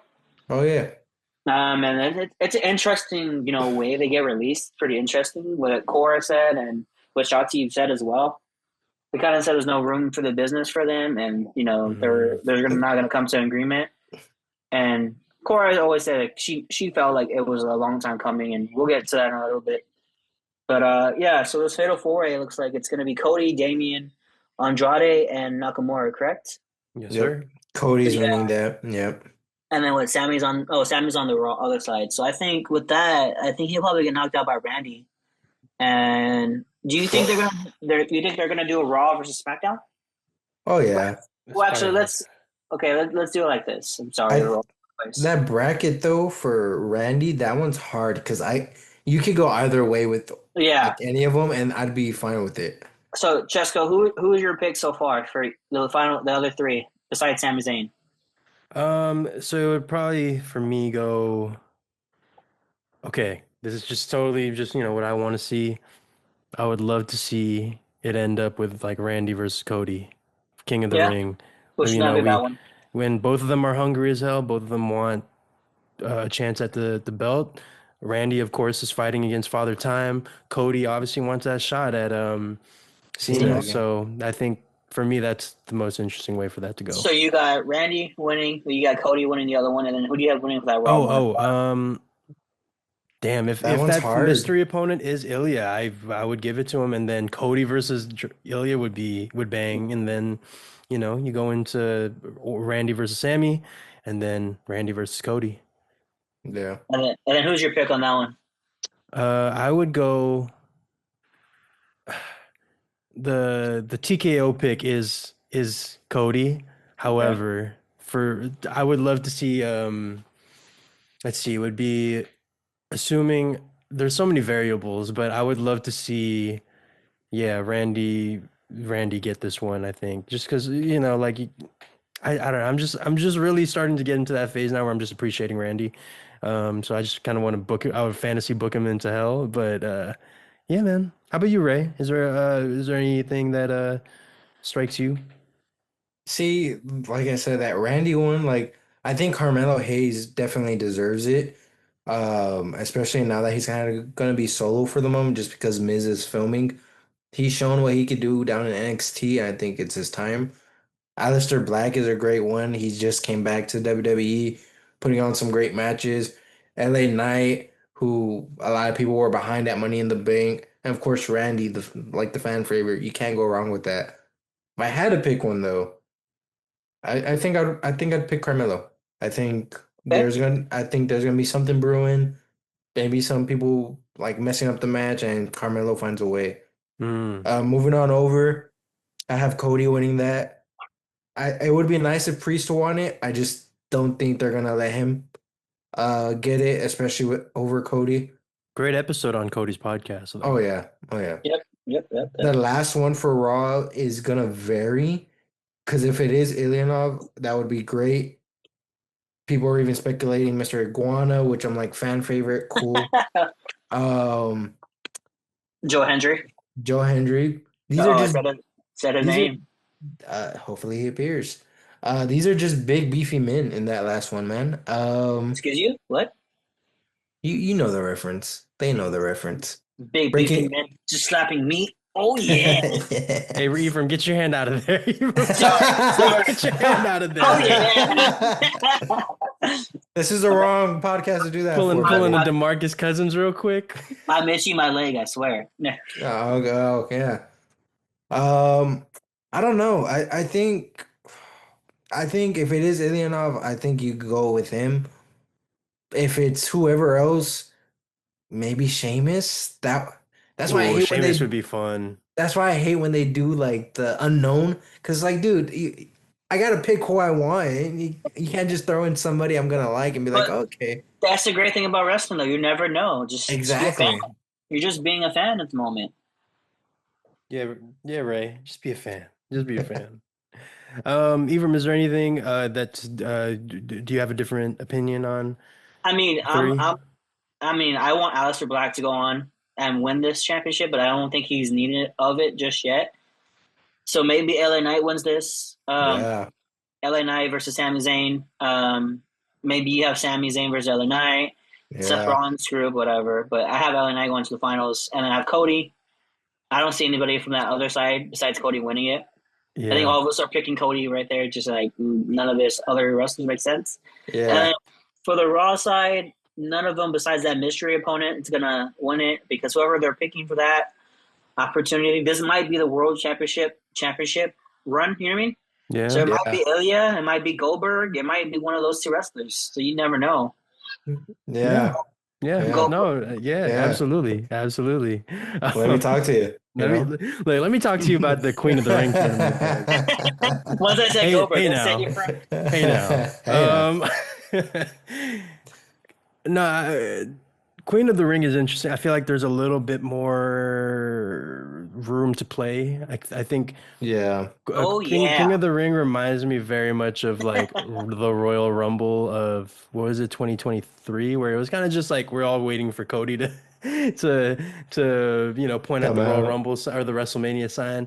But Queen of the Ring, we got some room to play here, guys. We got a lot of cool players here. Jade Cargill.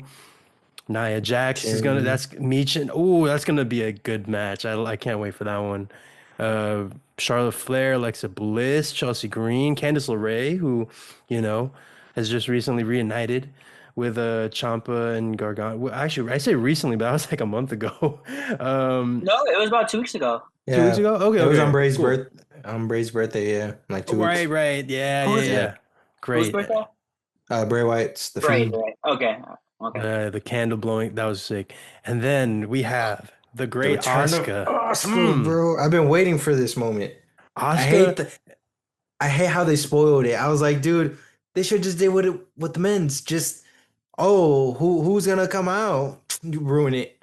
Thank Yeah. you. Yeah, it's a small complaint, but it's something that would have been really cool. It's like another Yeah. mystery opponent. You bring back Oscar. No one would have, Nobody would have I'm sure guessed. you would have had people called it, but that's just like shot in the dark. It would have been a really So cool reveal. But yeah, you I got Oscar, Stephanie Bakir, Ivy Nile, and Raquel Rodriguez. I mean I also know that we call it that Julia is fighting Zelina for the belt, but like where's she at in this tournament? Julia would have been a great fit for this. Just saying. I think they're probably gonna just give it to Julia, like the belt. I think they're just gonna set Oh, up okay. something and You just said have they're him just win. gonna give her Queen of the Ring. Like, but yeah, yeah. I'm looking at these matches and I could kind of see some of the outcome. Like, for example, Jade Meechin, or who's that? Piper Niven and Jax. Naomi's gonna attack Jade. That's a given. That is a given. I feel like that's gonna happen. Um, I could see maybe Zelina going after Piper Niven to prevent her from winning it, and then Julia interferes with that. I think it would be nice if Michin won, but I think they're gonna give it to Naya. Um, Damn, back to back women's or not back to back. Is it back to back? They didn't have one last yeah, year, right? Oh yeah, no, she went they back to did. back. She Yeah. won. Yeah, so Naya Mhm. back Well, to I back. don't think she's gonna go to the finals. I think she'll lose. But Let me hear the rest of this bracket. Go the keep bracket, all cooking. Keep right. cooking, Ray. Keep cooking. Then you have Charlotte and Alexa Bliss, and obviously a couple weeks ago we saw were they gonna team up Damn. or they weren't. Oh, Our prayers have been answered. Come on now. crazy. 2 minutes, Um, 2 minutes. We never know. We gotta relax. hey, don't jinx, don't let OKC back. But anyway, like you have Candice LeRae. I think Nikki Cross comes out to interfere with Candice LeRae, which I think would tie in with Alexa to maybe bring her full Wyatt six. But I think Chelsea wins that because I don't think Charlotte needs it. Chelsea's green is cool. Oh my god. I just think she needs it more. And then lastly, straight up, it's Stephanie Becker. There's I got nothing on that. It's just Stephanie. She's winning that hands down. I'm sorry. Surprise, surprise, Ray. This is the Stephanie Becker episode for Ray. It's just look. We all have our favorite female wrestlers. Jessica is Io. Ray is Stephanie, and I'm a big Rhea Ripley fan. So those are our three girls that we all support. Yeah, you might So as well. Yeah, our fantasy booking biases are gonna, or like, don't even ask us to fantasy book those wrestlers because we know where we're going. Oh, But you no, do, huh? Huh? You do, huh? yeah, no, exactly. Because you get, Fan huh? What'd you say? because you're like we know how to fantasy book them. Ray, Ah, ah. what good Is are that where you're going? Is that where you're going with that? You know where I was going. Don't Come on now, Ray. mind. I got you. I got you. Not an old tool rack. Not a. Maybe you're my wise man. Did you think of that? Look, man. Hey, Ephraim, I'm gonna have to ask you real quick to go ahead and give us your Queen of the Ring predictions before storylines get spoiled. Before we skip a little bit too far ahead in the story. Ephraim, what are you disregard everything I just said in the last 10 seconds. What are you feeling about this Queen of the Ring tournament? I mean, like all these fatal four ways are badass. I think they're all bring different something different. But if I'm having a pick, I think Jade's probably gonna win the SmackDown one against Michin, Naya, and Niven. I think Jade's gonna face Roxanne. That'd be a great little matchup. Then I still have Chelsea going the next round, somehow winning this match by The just some grace of weird way. God. By the grace of God, she falls by accident, lands on somebody, wins it. And it's like, oh my God, I won! I And think we then can all agree Candice LeRae is taking the pin, right? I see Charlotte Flair taking the pin. Oh, okay. Ooh. Okay. I I I think okay. Charlotte and Alexa are going to get into it in that match, and Alexa's going to hit like Sister Abigail, and maybe Lorraine hits like a super kick or something like that, and then I don't know, Chelsea lands on by accident on Charlotte, takes the pin. You never know. Bro, what are you, the current creative for WWE? That was horrible. Yeah, with your fantasy booking over there, Hey, stick to hey, stick to mine being made the more sense compared to you. Let's be stick real. be sticking to the third best on this podcast, and let the champ Look, speak. no, no, you ain't no, you're a fake champ. All right, Who won it fair and square? you ain't Anyways, we get winning to the nothing. next fatal four way. Raquel, yeah, it's gonna be Stephanie for sure. Told It'll you. be cool. Um, probably Jade. Roxanne's probably gonna beat Jade. Honestly, Roxanne has that. I can see her being king of the ring or king of the queen. I can't even say it. Queen of the ring. There you go. Also Steph, potential for Liv to jump in real quick and be like, okay, you know, kind of their development has been very much like, are we working together? No, I don't like you, but maybe we do. Maybe this is a moment where Liv can kind of possibly. jump in and be like, I got you now. I got you. I, I also think Night of the Champions too, or Night of Champions is going to be set up for Evolution too. So whatever happens at this pay per view is going to set up for that because that's like in July 19th, I believe, or 20th. Yeah. So whatever comes out of this is going to be the setup for that. I just realized this. I think it's like right after Saturday night's main event. Yeah, yeah, it's gonna be crazy that whole span because it's SmackDown here in San Antonio. Then we have SNE in I think what was it? Where's Saturday Night Main Event gonna be at this year? You know? Bianca Belair injury. Oh my God, I didn't realize I was sharing my screen. Why? I was looking to see if maybe Fatal Four Way. No, I'm glad no. I'm glad you kept it PG. I Let's It just is know say that is Stephanie. not what I was looking up.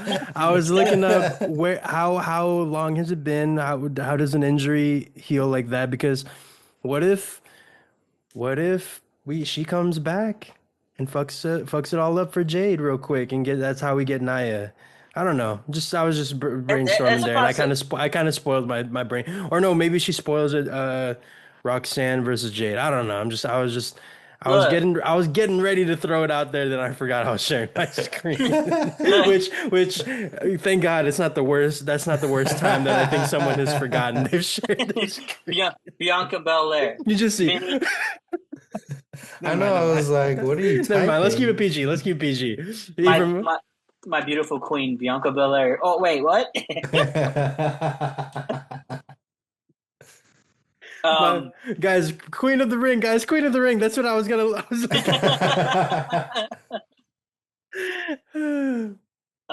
I mean, like I said, if Stephanie might win this, but honestly, I wouldn't be mad if Roxanne, Stephanie, or Chelsea win this. I think those are my three picks. Agreed. But overall, I think it's gonna be Roxanne. I think she's the more maybe Liv crosses Roxanne and have Stephanie win it in the main event. Because I do feel like the men's is gonna be a SmackDown final round, and then the women is gonna be Raw. That's how I feel like it's gonna be. So Roxanne versus Stephanie or Cody and Randy for the men's. hmm. Right. You know what? I will say, yeah, Roxanne versus EO or something like that would be. I'm just thinking of like now, what match would I like to see at SummerSlam? Our short Roxanne. queens, man. Our short I queens. know, gotta give it to him. So, I Because would these are love. happening. The main event matches are. I mean, the championship matches are happening at SummerSlam, right? I believe so, That's right? what they Is said, if I remember. I I think think that's how it so. Or worked they last challenge year. them. That's how it worked. Yeah. That's how Nia got, the belt off Bailey. So Oh yeah. I'm just assuming it's the same. So yeah, you know what? I see this going so many. Ooh, EO versus Stephanie Vaquer. Look, Look, I wouldn't mind having the ring to it, Queen Chelsea Green. I mean, Oh, he was excited on that Phew, one. I might have to watch that match alone. Not gonna lie, I might not. I might have to excuse myself from the room. Anyways, Evram, you were saying something? I don't mind seeing Queen Chelsea Green versus Tiffany Stratton and for the women's title. That'd be a little Oh, great little feud in that too. I mean, I'm just saying. and just the idea of Chelsea Green escalating from president from Miss United States to Can now the you can, queen of the ring. can you imagine the entrances with Chelsea coming out? Piper and Alba are gonna have really bad bags for carrying Chelsea all around. Oh yeah. The secret harvest. I love it. Yeah, no, there's so much potential. The Queen of the Ring segment tournament bracket is looking fantastic. So I'm very it's one of those things where I just want to be a fan. I just want to see how this goes. But What does Shaq say when he's like he sees a smaller guy in the paint? He's licking his chops. barbecue Barbecue chicken. chicken. Barbecue chicken. Barbecue chicken. That's what So, I think of this tournament. Woo! man, Triple H, man, don't screw it up. Do not please. screw it up, Look, please. I'm gonna say it like this: Triple H does a way better job at booking the women than he does for the men. Mm, Triple that H could or be. HBK? I think Uh, HBK. no, even Triple H, because right now this women division is badass more than has ever been. I think so. The Liv and Rhea feud, I people have mixed opinions on it. I like it. Then you have Roxanne come in. You have the Jade Naomi Bianca story. You have Liv Morgan versus Nikki Bella.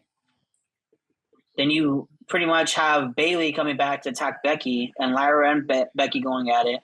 Like this is the most Yeah. cohesive, story-driven woman division I've ever seen, and I'm loving every second of it. Alexa, Charlotte, Chelsea, the Secret Harvest. I mean, every Yeah. woman on this roster has importance to what they're doing. Maybe Michin a little bit, but again, I mean, everybody has an important part of this roster. On this roster, they have a important part of the story. I like it. No, I think you're right. Uh I think I think I agree. I would agree with that statement. I gotta say one thing though, boys. Pacers are 2-1 in the NBA Finals. Because they switched their defense. You can see it. They played a little more physical. They weren't so tired. Yeah. We're Death to the two ways a OKC win Thunder. Death from to the OKC. OKC frauds. Hey, whoa, whoa, whoa. The first seed's for the reason. You gotta respect that at least. Heck no. Weren't you on this podcast a couple weeks ago? We I, hate I'm OKC. going for the Pacers too, but The you gotta NBA give regular credit. season has never been more fraudulent, in my opinion. The refereeing, officiating is different. The But we all gaming know paces of games are different. The game Look, is so we all know the fraudulent. West is different from the East. That's what I'm saying. all we know, me and Ephraim know, is that once KD comes to the Spurs, it's over. We're winning 5 titles. I don't even know if we're gonna get KD, but We're getting KD. Believe me, we're getting KD. unless we get KD and Giannis, will the league be officially over? Oh yeah. Oh Jessica, yeah. how would you feel about that? I would be because I've officially gone into the where our what a great time our dynasty is just was such a great time. So I would just be here for it. I'd love to see it. KD You and were Wemby just you were seeing the Spurs Wem jersey. the Golden State Spurs, baby. I'm here for it. I would just seeing the idea of seeing Wembanyama dribble a ball up the court and toss it down into KD in the low post is just hilarious to me. He's gonna do it in his avatar state. Have you not Oh yeah, seen? that's what we're calling it. We're The calling it the avatar state. wait, The no, no, wait. alien state. The Yeah, alien there you go. Oh, the women alien Yama state. State, something like Or that. something like I that. like it. I like it. No, so we've had our time with KD. He's just like he's just prostituting himself at this point. He's trying to play for all 30 teams He's for not the rest of beating his the career. accusations. He's not Yeah. beating the accusations Which ones? that he needs a super team to win. Yeah. And even that, it's not even a guarantee. Like Lord knows, Yeah, The 2020 Brooklyn Nets were on track to I win the mean, they were on finals. track to win the Yeah, finals for sure if it wasn't for Kyrie being And Kyrie and KD stepped on the line.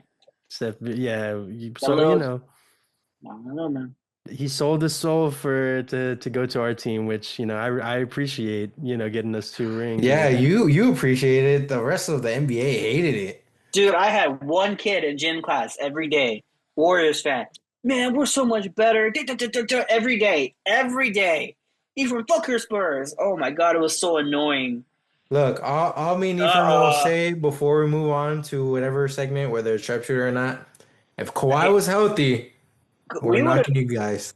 You know that's a good question, Chesko. Since we have you on here, what do we beat y'all? Since we have you on here, I've been on here. No, it's really great, Chesco, that you're here. You've been No, such no. a But go best ahead, star go about ahead. that.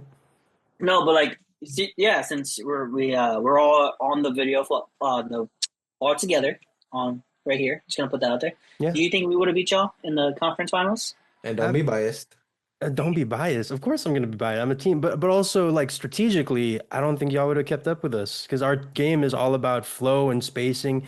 You guys had two older bigs and Tim Duncan and LaMarcus Well, Aldridge. Were no, no, LaMarcus no, no, Aldridge on there at the time or no? no, no, No, no. it was So it was LaMarcus and Let Kawhi. me look at this Jonathan Simmons. 2017. Jonathan Jonathan Simmons. Simmons was emerging as a star at that time. We had Mark. I think we had Marco Bellinelli. Yeah, I think we Manu. also had Powell. No, that was a little bit Was years later. really? I thought We had Powell a was already. young DeJounte Murray at that Yeah, we had. time. David Lee, Dejounte Murray, Yeah, David Lee was a dude. He was a dog for Kyle us too. Anderson. Yeah. Yeah, yeah. David Lee, I'll always and like have immense respect for him for, those early years of the dynasty. Him and David West. Not a lot of people like David West on the Spurs. I think he was pretty solid. Oh, he was No, great. yeah, He's great. He's like Yeah. that perfect Boris Diaw type, like Yeah. connector, power forward who can kind of stretch the uh, floor and hit the Boris. middle. Oh, Boris Diaw. Love Boris Diaw. Good times. No, and also this team was the one with LaMarcus Aldridge, and granted, like it's probably like his last good year, but still, I mean, Yeah. I just don't see how y'all keep up with us. Like, okay, The maybe not, Zaza. maybe not in five, maybe not in six, but I don't see you guys beating us I in do a think we go to 7 game seven though. series. Yeah, I think that's a 7 game series though. Because we had a huge lead on y'all in that first, really that whole game. But my only concern too is that if we were like I'm a Spurs fan, but if we were such a great team, we would have kept that lead. Yeah, that's another That's thing. what And that's what because bothered me. and also Steve Kerr is notorious for the quote unquote feel out game. It's actually kind of a joke within the Warriors fan base. Is like, all right, guys, get ready for the game one loss because it's going to be the feel out game, and especially as you go on through the rest of the post KD years, it's just like a running joke. So I mean, yeah, game one, we're always just gonna assume we lose, and so the fact that even with the Kawhi injury, we lost or we won it, it's like wow, that's crazy. But yeah, no, I really just don't. I feel like Ray, you put way too much stock into this game one thing, and the regular Look, season, which as I said before, regular season post 20, I want to say 2013 I is like kind of a whole different sport, So I'm gonna say this. Kawhi, if he didn't get injured, the series that he had, I think it was through Memphis, Memphis was a Houston. crazy series, yeah. That And yeah, Houston was a crazy series. Dude, I'm telling you, Kawhi was on something that year. That's all I'm gonna say. As much look, as he look, left us. if we're gonna speak about Kawhi, I've always said this: if Kawhi never gets hurt, we all know how great of a player he can be. He took Toronto to a championship. enough Like said right there. Kawhi is such a great Yeah, player. Like if if he actually played him, again, we don't know how he gets hurt. Like it's always a hamstring. It's That's always always something. something with him. Yeah. Yeah. So to me, I consider him one of the greatest basketball players on the world. He can do everything: defend, shoot, layup. That man's a robot. He's scary. So I mean, like I said, he's kind of like our Stephen Curry in that era. Like if you needed a big shot, he was that guy. Yep. And mm, that was a scary part about him and his game. Like, yeah, cool. Steph has a shot. Cool. Now here comes Kawhi. Same shot, same, just a different look. Just banked it. You're like, oh shit, did Kawhi just make that? Like that's how he was doing the whole Memphis series too.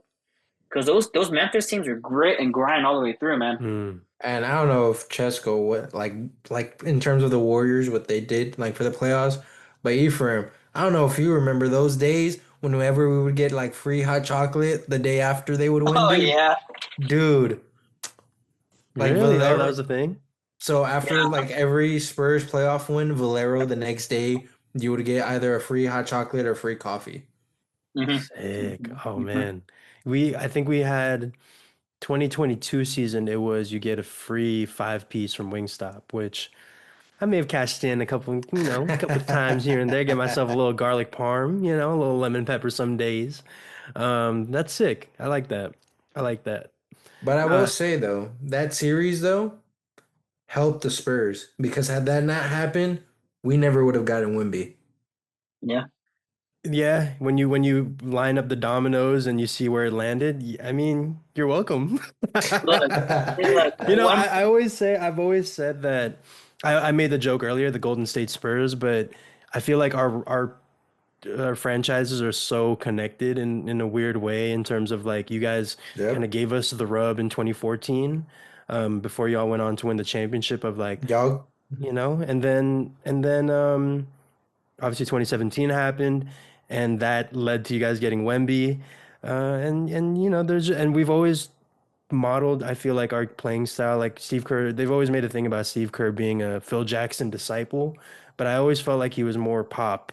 He yeah. was like Yeah. Pop's on court principles with Phil Jackson's more like laid back, Zen master type vibe. That's always how I felt about Steve Kerr. I will say though, y'all gave us Popovich. Oh yeah. Yeah. Oh Y'all gave us yeah. So Popovich. again, like that's. I mean, that's why I didn't hate Golden State when they started winning their titles. Like I didn't mind Golden State. Like I preferred Steph over Westbrook over Harden. I mean, I thought he was a 10 times better player. And then watching him grow that series where we played y'all in that first round, went back and forth. You had what's his name? Jack. Jared What's his name? Jack. Yeah. Jared Oh Jack. You yeah. had David Lee. You had a young Draymond. You had a young Clay, young Steph.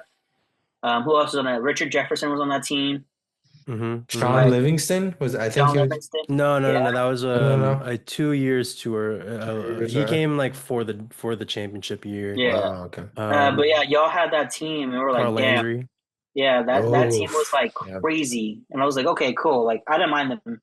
And then 2015, when y'all went on that run to beat Cleveland, I was like, yeah, fuck LeBron. Like it was always like fuck LeBron during that time. Yeah. I And will say I hate y'all's fake fans those years. I hated them. I just hate the KD years. That's it. The That's all. KD That's what years, the yeah. KD I, years I I hated. I always they had a dinner, I think, like towards the beginning of the beginning of that season, like training camp. It was like, oh, we're this, like there was like a big balloon setup of like super villains, and it was cool to see him. That was like my first entry into like the idea of like the heel. And that was Hmm. kind of what we were. We were definitely like the heels for those couple years, which, and then again in a weird way of connecting, your guys' the ex Spur comes in and puts us away in 6 games. Granted, with a bunch of injuries, but still, like point still stands. Like your ex guy ended up kind of ending our little run there. So, no, it's very cool how it just in talking about it, like, oh, okay, our franchises are like super connected, and I'm very much excited for the Wemby era of just 20 straight chips of him winning just 20 straight chips and 20, all you the mean finals. 30? And You mean 30, 30? I mean, 30 that doesn't hurt. Anything. What are, what what are we doing? The Heat? Not one, not two, not Not three, 3, Not four, not 4, not four. five, 5. not six. That's it just keeps going. Oh man. So yeah, I just really I believe in Wemby so much. I feel like he's got that not that it factor, not just on the court, but also mentality wise too. Like he's very like attuned to the game. He doesn't just like take it Yeah. for granted. So I don't know. I'm very much as the Warriors ambassador on this podcast. I co-sign y'all whatever, however many championships y'all win. But yeah, I wanted to get into let's get into sharpshooter real quick. I know better. I know enough now. We're You nine know, to episodes not in. even look in my direction, bro. I'm like No, Don't. he covering. looked I'm like covering your side of the screen right now. But I do have a I'm ready to start things off. If you guys would like to run it that way, I want to run it by the champ. Would you like me to go first, or shall Oh you? my uh, gosh, bro. go ahead, man. I Like, appreciate everything you've been doing for me and my wife, man. You don't understand the lengths you've gone to make me the guy I am today. you've done the best you could, and I'm so grateful I have you by my side every step of the way. Wait till he turns on you. Wait till he hits you where the sun I'm, don't shine. I'm sorry. I'm What telling what you. Keep what saying what did what this. did the third best say on this podcast to us? Oh my. Help is on the way. Just remember that. You Help So is you're on keep the so you way. when keep help is on the talking way. about this turn. You keep talking Wait. to, you know what? I'm gonna turn on Ephraim right now. Oh Oh my my God. Oh gosh. my God. Don't turn your back on me like that. Okay, How yeah, dare whatever you? you say, champ. Whoa. So wait. So when Ray's saying that this other person's coming, right? Does that make you the fourth best person in this No, podcast? no, no, no. I'm number one here. Ray's I'm about number one here. Ray's gonna fuck around and turn on his help. Oh, Chesco, get us started, man. I tried, but then somebody decided third best on the podcast over here wanted to Oh get my, involved. you know, My He's on. question, my question is a bit of a side turn from anything we've talked about, I think, on this podcast, period. But it's an important question nonetheless. Let's say you are tried for crimes against humanity. You're tried for crimes against humanity, and they have decided that you get the death penalty. You is get this one what? last meal. Yep. No, we're excluding home cooked stuff because obviously, for me personally, I know I would just have my mom Rhea cook me a Ripley. whole Yeah. feast. I just want to say And that's why you're the champ. That's why you're the champ. it. Hey, Going up. but you gotta respect that, I right? I gotta give you gotta. that one. I'll give you that one. I'll give you that one. I You, immediately thought of John Cena with a Nikki Bella question they asked him one time. Oh yeah, they're like, "What's your favorite food?" or "What do you like to eat?" And he's like, "I don't think I can say that." oh, right. Yeah. Okay, non-human, Non-human. non-human, non-home cooked meal. Give me your best selection. Let's say three items, your final meal. Dang. Do we get to add a drink to it? No. Uh, we'll What do say you mean, three. no? Yeah, what do you mean? What if it's like a really good? Okay, three items which involve food, drink, dessert, all that. And it doesn't have Okay. to be one of each. It can just be all of it. Ray, you want me to go first since you never have an answer? Yeah, well, because I'm thinking of mine, but yeah, I'll let you go first. All right. I'm probably gonna do a classic like a hot dog, some hot dogs, or Hot what? How people dogs. The the glizzy, glizzies? the The glizzies. glizzies. I This is want a your chili. champ? Hey man, they're good, especially the red I ones from bet they are. Walmart's. Oh, I bet they are. All Ooh. right, yeah. Hey, it's June. We know what month it is. We appreciate everybody, no matter what they love. Yeah, Wow. all right, all Ooh. right, all Ooh. right. Ooh. I He gotta Come give on, you turned that Ray. he one. turned Come you back. he Come turned the back, crowd Ray. against Come you on, say something. quickly. Damn. Anyways, a chili cheese hot dog would be pretty good with a side of chili cheese fries Ooh, Ooh, okay. yeah. and a nice tall glass of Dr. Pepper. Mm. Ooh, okay. I'm probably gonna shit myself on death row, but it's gonna be worth Well, it. that was gonna happen regardless, bro. I know. Be like, are you ready to die? Wait. Let me go take a shit first. I'll be right back. If I'm gonna die with good like cleanly. You know, Yeah. that's actually almost exactly what I had after Money in the Bank was I went to the spot called Tam's Burgers, which was it's like an LA staple. It was featured in the music video for Kendrick Lamar's Not Like Us. It's like where he's dancing. Had myself a nice little bacon cheeseburger, chili cheese, the best chili cheese fries I've had, and a nice tall Sprite. For me, it's a Sprite. So I Okay. fuck with that. I fuck with that meal. Wait, how do you do it? The LA. How do you do it? Yeah, LA baby. Yeah, that's how you do Yeah. it. Yeah. Yeah. Los Angeles night. Los Angeles Yeah. night, man. Oh, how do you not have Los Angeles night win in Los Angeles? I don't know. It just doesn't make sense to me. Ray, what you got for us? What you got? So I love chicken, right? God damn So it. Oh, I took one of my uh What? picks. so it would either be probably fried chicken. I love fried chicken. Just chicken in general. Yeah. Um, It's a little racist, but all right. how does that sound racist? What do you mean by that? You said it to me. It's a little racist. You know what eighth I am? Oh my God.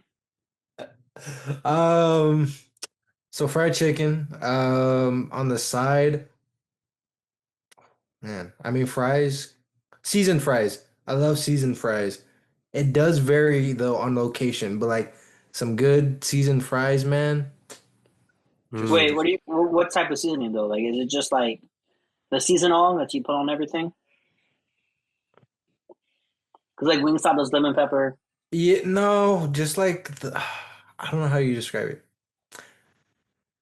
I'm trying to figure out how to describe it, and I just can't right now. Ray's brain My started brain. smoking, Yeah. starting to smoke. Like, Yeah. I love, if we're getting Like, specific with it, I love okay, the fries with like the little bit of breadcrumbs let me fried ask you, into it. Ephraim. Ephraim, you remember the oh, restaurant near Jay? the heroes fries. Kind of Exactly. something like Exactly. that.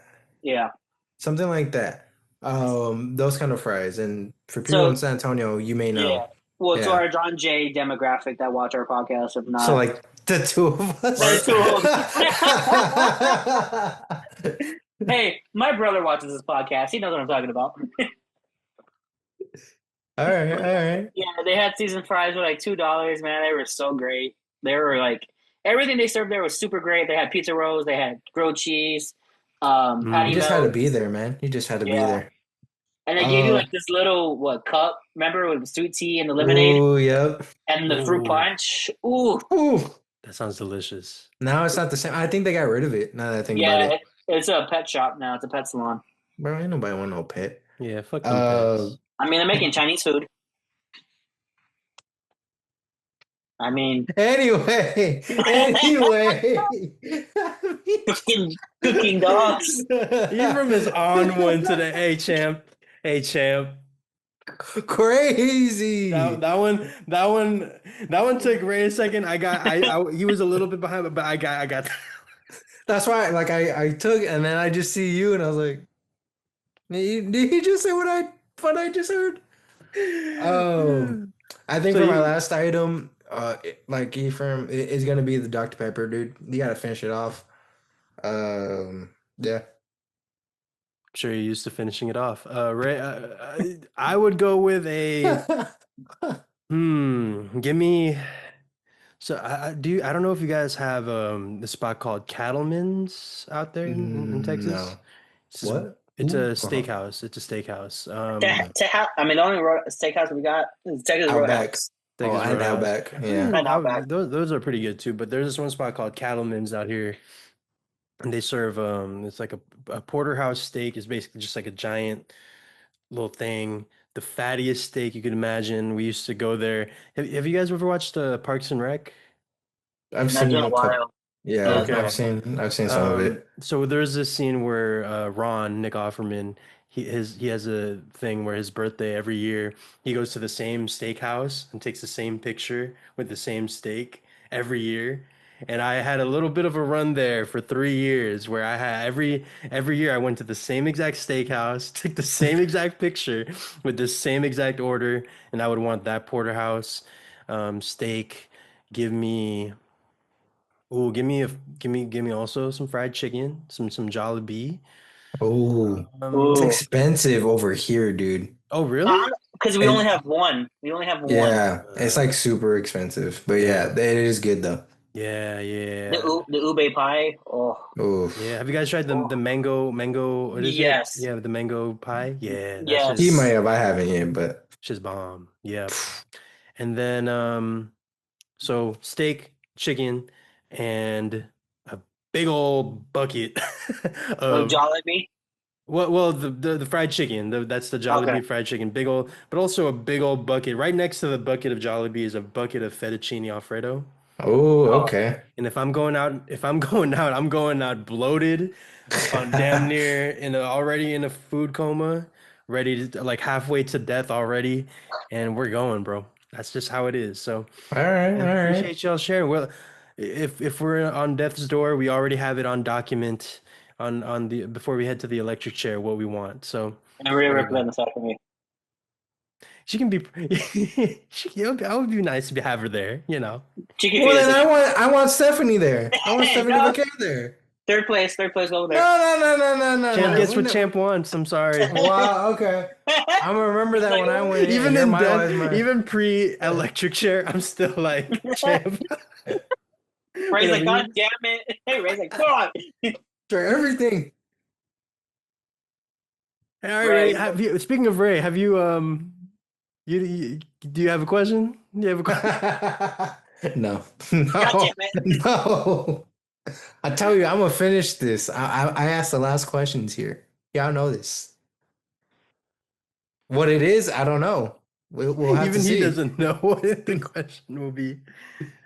All right, Mr. CC, if you could please do us the honor of buying Ray time. Please. Okay. I guess I'm coming. I don't know if we ever talked about this, but what is our favorite? What TV character do you feel like you relate to the most of Oh, all that's not the fiction? question. I was getting ready for. You already brought up a different question that you were gonna What was ask. what was the question? It was which one of our Oh, co-hosts that wasn't the real question. Hey, hey, hey. You know what month it is? Come on. Come would on. You know what you month it is? This would was your you question. kiss the penis of lightly? Anyways, but that's obviously not the question that you wanted to ask, but by all means continue. You said TV character that you relate to the most. Yeah, I feel like Mm. I know Ray's answer. He's probably gonna say Ted from How I Met Your Mother. Yeah, that's up there. Yes, but that's what I was thinking. But I'm probably gonna change it because I was like 50-50 on it. But what is everyone's favorite TV show of all time? Oh, dang it. All right. Jessica, do you want to start first? Yeah, man. It's actually a show I'm getting ready to just completely glaze and Wouldn't hype be your up. first time glazing, but go on. You know, I have it on document. 9 episodes. We're 9 episodes in of just me, Oh, that's Slobber it's knock, just being the just wise slobber man. knocking, And slobber you know knocking. what? That's champ. That's champ. he That's doesn't understand. He doesn't understand that treatment of people feeding him grapes. It's okay. yeah, man. It's champ. That's just what the champ gets. But You have a anyways, championship, wise man. I have a championship. Ray has trophies. It's not the same. All right, get on with your favorite little what you've show been watching. is one that I'm currently putting together a video essay about. And it falls in line with your previous question too, is Daredevil. Daredevil to me, superheroes to me have always been the greatest vehicle for, big questions and the personality type that I am. I don't know if you guys have taken like the Myers-Briggs test. Um, Hmm. Basically boils down your personality to four different letters. Like there's 16 letters, each different categories, and then it boils it down to four letters. Mine, just in being bored and having done the test, my personality type is definitely one of like a lot of reflection, a lot of just like angst, and a lot of very uh a lot of self what is the word? Self critique, and I think that is a lot of what Matt Murdock's character is. It's a lot of reflection, a lot of this, a lot of that. But then also like it's the fucking superhero like peak of just action and heroism and vigilanteism, and you get all those aspects. And also it's just such great character work of Karen Page, Eldon Henson as Foggy, Vincent D'Onofrio as Triple H. No, I mean Kingpin. And the way the show, it's really how it's so hard for me to not, it's so hard for me to explain why I like the show without it falling into the rest of like the superhero stuff, because I do feel like it's so separate from the rest of superhero shows because the plot lines tackle so much real stuff, corruption. It tackles corruption in the justice system and law enforcement in ourselves. What allows us to, continue to persist in spite of everything that's going on, which has never been more relevant. So, Oh yeah. all that in short, I think to me, Daredevil just hits so many notes and is so human in its totality that for me, Daredevil is just is that show. And this is just like a little sneak peek of what that video essay is because it's just me glazing the shit out of that show. So no, man, Okay. Daredevil absolutely for me, but also SpongeBob. W. Um, I think like Ephraim said, it's How I Met Your Mother. What the heck? Oh, bro, do not tell me. What? It might kick me out and reboot again. At the worst time. Look, Ray, You better hurry up. you really don't want to ask these questions. I'm gonna just keep it on here for reboots, it reboots. It's How I Met Your Mother. Just It does phased out. vary. It does vary though, because I originally it's The Office too. You know, a lot of people have their opinions on the show. Some people say it sucks, some people say it's funny. But like I just think just in terms of like the main storyline, which was like, you know, like Pam and Jim, I think that's what made me like, oh shoot, like hold up, this we got something here. But I think it like each month it does vary because like I can be like, oh, I love The Office, and then like I'll see like an edit on TikTok or I'll go back and watch How I Met Your Mother. I'm like, dang it, no, now it's How I Met Your Mother. And even then, like I've just learned a lot of like kind of lessons from the show that kind of helped me with it, and I was like, dude, like hold up, like the writers were in their bag when they wrote this show. I was like, dude, like you're onto something. So it might have to be How I Met Your Mother for right now. It's How I Met Your Mother. What I love about How I Met Your Mother is like the way it depicts like the idea that and it's a line from The Office. It's like, how do you know you're in your golden days while you're in them?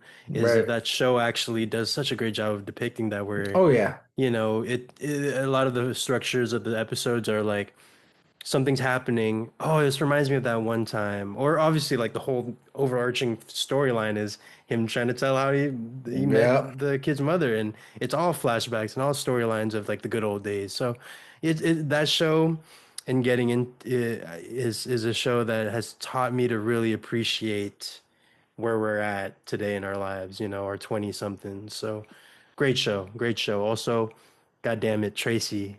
I'll know y'all know her as Falcone, No, I knew her from We How I yeah Met Your no, Mother. but we we know knew her. her as Tracy. I Yep. knew her bro. Oh my goodness. Whew. Yeah. She honestly they got it so right that it made me resent the ending. You're What do you telling me, mean she dude. got sick? You're telling me, dude. I was I think the one episode Spoiler where it's alert. Ted. Well, so yeah, I mean, it's been out for like 20 Yeah. something years. Yeah. I think it's where Ted and Tracy at the like as they're older, and they're like, Tracy's like, what kind of mother wouldn't go to their daughter's wedding? And then like there was that look, and I was like, no, no, you're joking, right? Like Mm, there's no way. And yeah. then episodes later, I sticked with her even when she got sick. I was like, no, you No, can't do this. for me the canon ending, I don't know if you've seen there's like an Yeah, alternate there's ending that two. they put Yeah. out, and that to me is the canon ending. So, yeah, How I I Met Your think Mother it's is a great show. the train, right? It passes by them and then the show ends. Yeah, yeah. Yeah. Ah, fuck. I gotta do some laundry. I'm probably gonna watch some episodes while I wait for Fine, it. we'll have a How I Met Your Mother marathon next week, you know. That's fine. If you say so, Ray, if you say so. I mean, if the champ says so, of course, if the champ. Oh my gosh. But all right, champ, what is your personal favorite show of all time? I mean, I like Ray, like both y'all agreed on. I love How I Met Your Mother. It's one of my favorites. It's up there.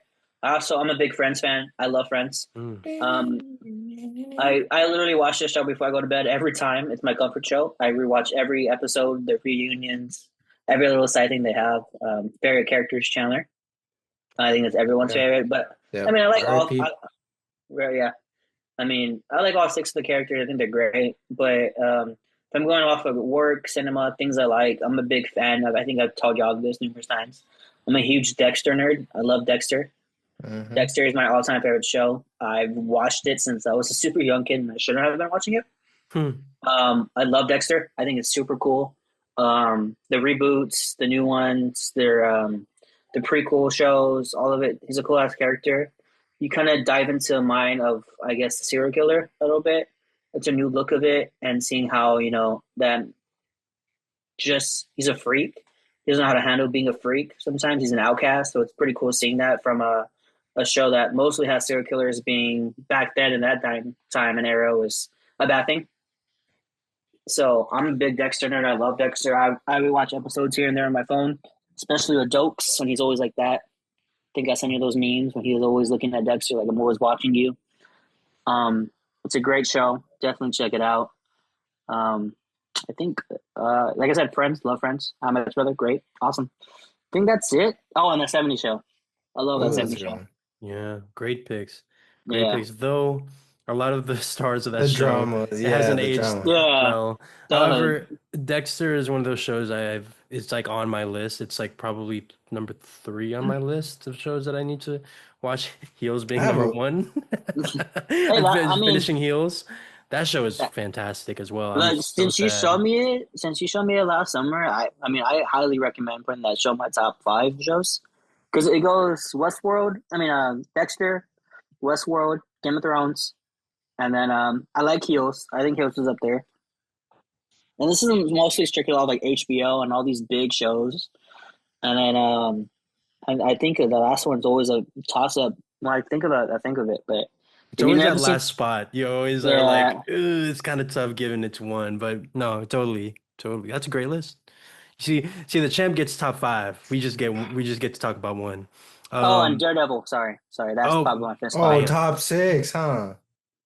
that was the Shut fifth. up. That was the fifth. That was That the was Oh, the that fifth. was fifth fair. one. That counted six. He's just so salty about everything. Run it back. Wind it back.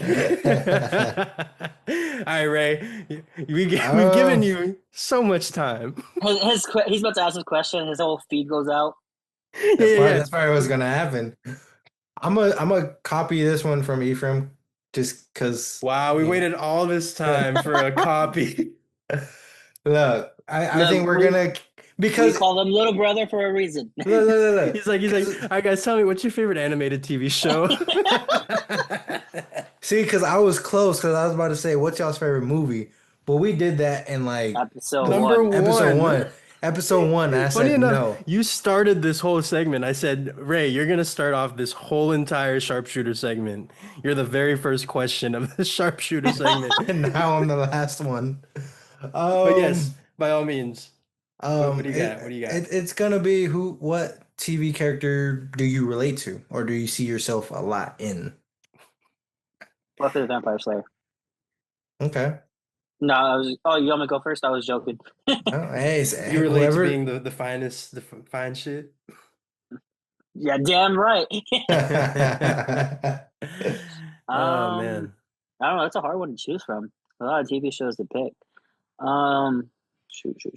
I mean, I'm I'm gonna say this. I'm on a Stranger Things kick right now, so it's the most relatable one to me. I've always considered myself Steve Harrington. Um, I've always liked his character in the show, which I don't know if a lot of people have seen it. Stranger Things. I don't know. I know Chesko's the only one that hasn't seen it, so he's not too sure, right? I know. Yeah. He Chocolate. surprised the heck out of me. I for sure thought he saw it. And when Yeah. we brought it up, he's like, "What's that?" I was like, Oh, I'm okay. I wasn't like oblivious. I'm like, oh, Stranger Things. What is that? But I'm "You like, know, you get my what I'm my saying. siblings You have get what I'm my saying." sister has watched it. My mom has watched it. And yeah, it is so up my alley, like that '80s nostalgia, like vibe, like totally done amazingly. But with the sci-fi stuff, I just haven't been able to get to it. Everyone has that one show that's super popular that they just haven't gotten around to. Meanwhile, everyone has. So yeah, that's my show. I'm surprised you said Steve. I thought it was gonna be Eddie. the no, not Eddie, the one that is this the brother of Oh, Billy. Billy, yeah. I mean, no, because Billy's kind of an asshole through the first two seasons and the third season. I mean, I look, there's different types of Remember, asshole. remember who brought this up. Remember who's saying this. I The know, messenger is important here. but no, like even then, like Billy's a different type of asshole. If you watch the show, he's kind of more like he hits women, he abuses women's Yeah. power. I've never believed in that, so I don't think that actually I relate to that character. Yes, he talks to moms. Yes, that's cool, but that's not something I try to strive for. I don't try to Right. belittle women. I don't try to, you know, it's not something I try to do. But that's why I say Steve because he's had that moment where he feels like he's been the top dog. He's always been that top guy, and then someone a little more bigger, more stronger came to him and kind of knocked him out. Um, I think, I don't know, Jessica, if you want to bring up these characters too on the screen too, so people actually know what we're talking about, Tesco that'd be is cool. just so confused on who's who. He's just Yeah, like, because he doesn't know. Yeah, No, yeah. I'm Because thinking I'm yeah. like, about dinner. I'm thinking about dinner to be. No, I'm he's joking. like, I'm joking. I want Canes. Yeah, yeah, yeah. I'm like, oh, Chick-fil-A is still open. No, I'm looking up Well, hold on. restaurants. Bianca Belair. Um, oh, this guy. I remember that I said that this dude looks like young Zac Efron. You're talking about Billy right here? Uh, that's the one Ray is comparing me to. Mine's Steve. Steve Harrington. Steve. Okay. I've seen this guy. I've seen this guy for sure. Joe Kelly. Is his Yeah, the guy name? that Joe Keery. Yeah, that guy. But yeah. So I mean, like I said, I've always related to him since the show first started. He's always. I think there's a part in season five, or season four that I'm watching right now, where he's kind of like, I got bumped on my head. I needed someone to bump my head to straighten me in the right direction. And I think we've all gotten to that point with, because he's always talking about relationships and the girl, and always had that one right girl to bump him on his head to, knock him into the right path. That's something I relate to a lot. I think we've all been through that at some point in our lives, that someone needed to put us on our path, whether it was, of course, it's going to be a girl or a family member, but Mm, in his aspect related to that. And he's a good guy. He's always watching, the younger kids, making sure they're okay, making sure they're fine. I'm an older cousin. I'm the older brother of all the younger kids in my family. You know what I mean? I was always put in charge, the babysitter of everything. yeah, I feel So that. I relate to that. Plus, me and him both have nice hair. So that's something I'm like, yep. You have It's all day amazing at work. hair. Thank you. Thank you. I try my hardest. I don't want to be Perfectly bald. coiffed. Perfectly coiffed. Chesco, how's it taste? How does it taste? Yeah, how does it taste? But yeah, I mean, I guess I'll say Steve too. He's kind of a dutz. He's a himbo, so I believe in that too. I'm kind of slow sometimes. People always say it's a good thing that you're pretty. I'm like, thanks. I don't know if that's an insult or a compliment. Hmm. So yeah, he gets that too. So I'm like, yeah, I can relate to Steve Harrington. Plus, he's just trying to be a good guy. He's trying to make the right people happy. He's trying his best in life. When the people try to write him off when they shouldn't be, and that's been my story my whole life. So Steve Harrington's my pick. Beautiful. For Awesome. me, I mean, I kind of talked about it a little bit before, but yeah, Matt Murdock is someone who, throughout the sh episode, I do find myself, to quote Ray, where I'm just like, "That's me. That's he's like," because I not just I looked up the whole personality type thing before. It turns out we actually do have the same exact personality type. Matt Which Murdock confirmed? yeah, which is crazy. I don't know how people diagnose someone's personality Honestly, type you should send on me a that TV link. I show. want to see what I get. I'll send it to y'all in the group chat for sure. I want to know what your guys' MBTI is. But not just that, but even throughout the show, like I see like his habits. Like for example, he does have his friend group, but he normally does he like he's kind of a lone wolf, or like that's like his where he kind of where he's kind of spiraling is when he's like, ah, fuck it, like let me go off the radar. I definitely have that bad habit. I also definitely struggle a lot with in terms of like faith and not actively. I feel like I found a decent place where I can put it, like found a decent relationship with it, but faith has definitely been a big old question in my life, having grown up with it and you know, obviously the dogma of the church nowadays is a Yeah. lot more it hasn't aged well and it's stood against a lot of what I currently support. So struggling with that the last couple of years, and of course like season three, it's really all about questioning faith and the role of God and all this stuff. And I think just in general, like just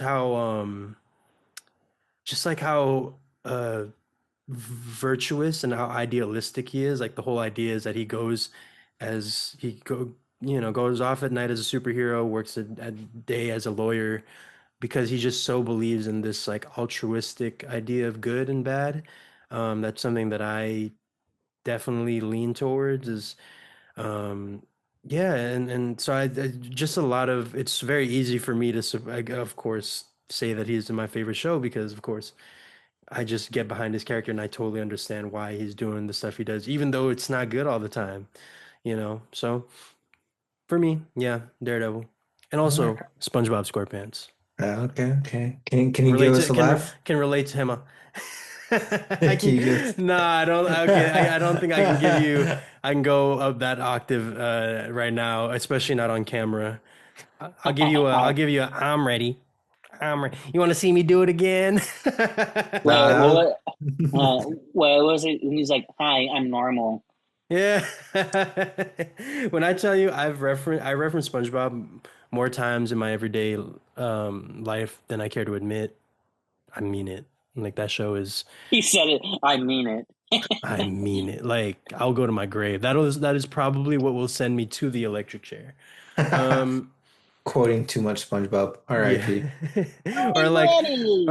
I was in the middle of a bank robbery. You know, on GTA 5, he's like, "Oh, you forget a million things every day, pal. Make sure this is one of them."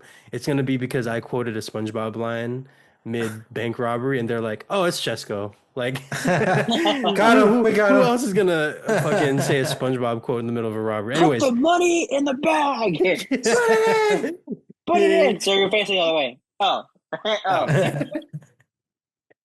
so yeah, man, that's me. Okay. All Mr. right. Ray Corda, what do All you right. got? So again, Ephraim kind of head on. Ted Mosby. Copying the Just champ, of course. hold No, up. sorry. There's Okay, more to it. okay. There's more I'm gonna to chill. it. There's I'm gonna more chill. to it. I'm gonna let you cook. I'm gonna let you cook.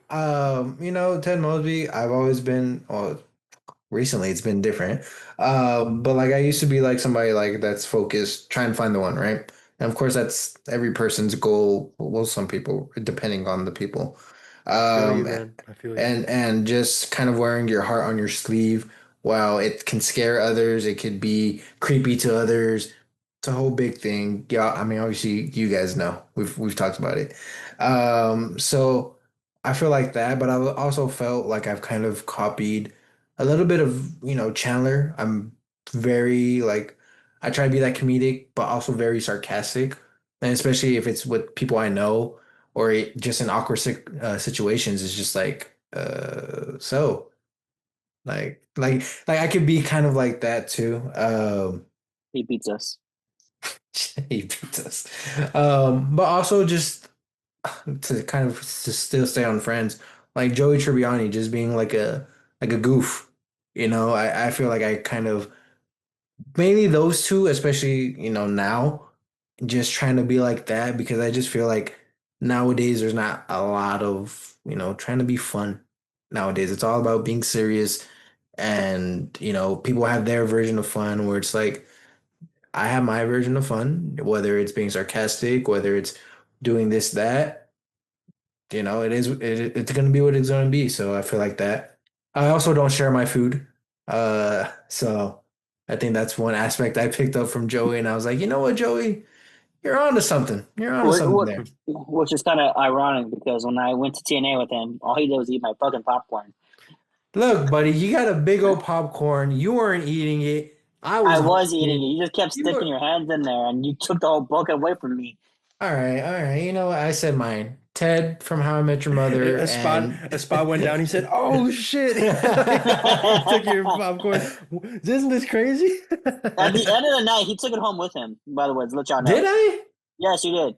Oh shoot, I don't remember. Yeah, of course you did. It wasn't your money. That is true. That is true. He Yeah, that's right. proclaims he's not the heel of the podcast. I'm Okay, not. Y'all made me. Yeah, okay. but what was funny though too is because we were at the concession stand, I was like, "Get what you want, man," and he's like, "I was get a water," and I was like, "Dude, don't you want a soda or something?" He's like, "Can I get a soda?" I was like, "Dude, get a fucking soda." I asked if you wanted anything. What the fuck? I was like, See, why you gonna drink water with dry ass popcorn? Get a soda, get a Pepsi or something." cause Get what you I'm one of need. those like I always try to get for myself, and if I don't have it, I don't like to put anybody else in that situation where they got to cover for me. I And if feel they that. do, I'm gonna try to get the cheapest thing there, so that way they're not like spending a lot, you know? I know, dude. I if I didn't eat before, I probably would have got like a pizza or something. You did get something though, like a sandwich or something. No, I didn't.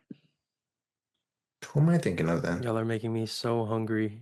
I'm about to order the fattest DoorDash order. I don't even do DoorDash because it costs so much, but I'm about to get so much food later. All right. Anyways, Well, sorry. No, you were saying with Ted Mosby. Ted Mosby from How I Met Your Mother, Joey and Chandler from Friends. Yeah, great sitcoms. In a way, I feel like this show is a sitcom. Ah. I that's what I hear after every joke I say. What the Kayfabe and Chill TV show? I hear Every, the laughter every time Ray thinks that he's gonna win the championship. no, left. Yeah. Every time I come on screen, there's a bunch of cheering and clapping. Nah, it's a lot of boos. Mm, That's what I hear. Oh, y'all heard the that's laughter why just now? Y'all just- you heard that Nah, I hear this thunder that's about to happen. That's what I heard. Yo, again. It's supposed to is there a rain this whole thunderstorm right week. now? In our area, yeah. It's supposed to rain the Sheesh. whole week in San Antonio. You mean in our state, right? Not in our area. Just goes on in California. Oh yeah, my bad. You know what you meant. He Anyways, get well, he gets tsunamis and tornadoes over there, Oh yeah, yeah. yeah. Tsunamis, tornadoes. earthquakes. Oh, Fighters. earthquake. That's the one. That's the one I was thinking about. It's like every morning is just like not every morning, but every couple of weeks or so, it's like, y'all feel that? I never feel the earthquakes. I never. I'm always just like, damn, really? The whole house fell, and you're like, what is that? I know. Like all my shit is on the floor, and I'm like, damn, I must have had a rough night last night. This is why I don't drink again. This is why I'm never drinking again. God damn it. Anyways, I think that's gonna do it for us from the Kayfabe and Chill podcast. Um, we are always here every Friday, and we're always gonna be talking that shit. And Mr. Cougar Connoisseur will always be the Kayfabe and Chill Our champion. champ. And give a shout out to all the fathers out there. Happy Father's Day to the ones that are the fathers that stuck around, didn't go buy milk and never came back, bought Yeah, cigarettes and came Ray. Oh, back. Yeah, Ray Mysterio. Deadbeat dad, deadbeat hey. dad. Also, also, of course, as it was alluded to before, Happy Pride Month to everyone celebrating. Yeah. Also, rest in peace, Brian Wilson of Beach Boys. yeah, the Beach Boys, man. Pet Sounds is Uh, one of my favorite albums ever. Still makes me cry to this day. Some of the songs, oh, just an absolute master class in concept albums. Is there anything I'm missing? Rest in peace, Sly Also, Stallone.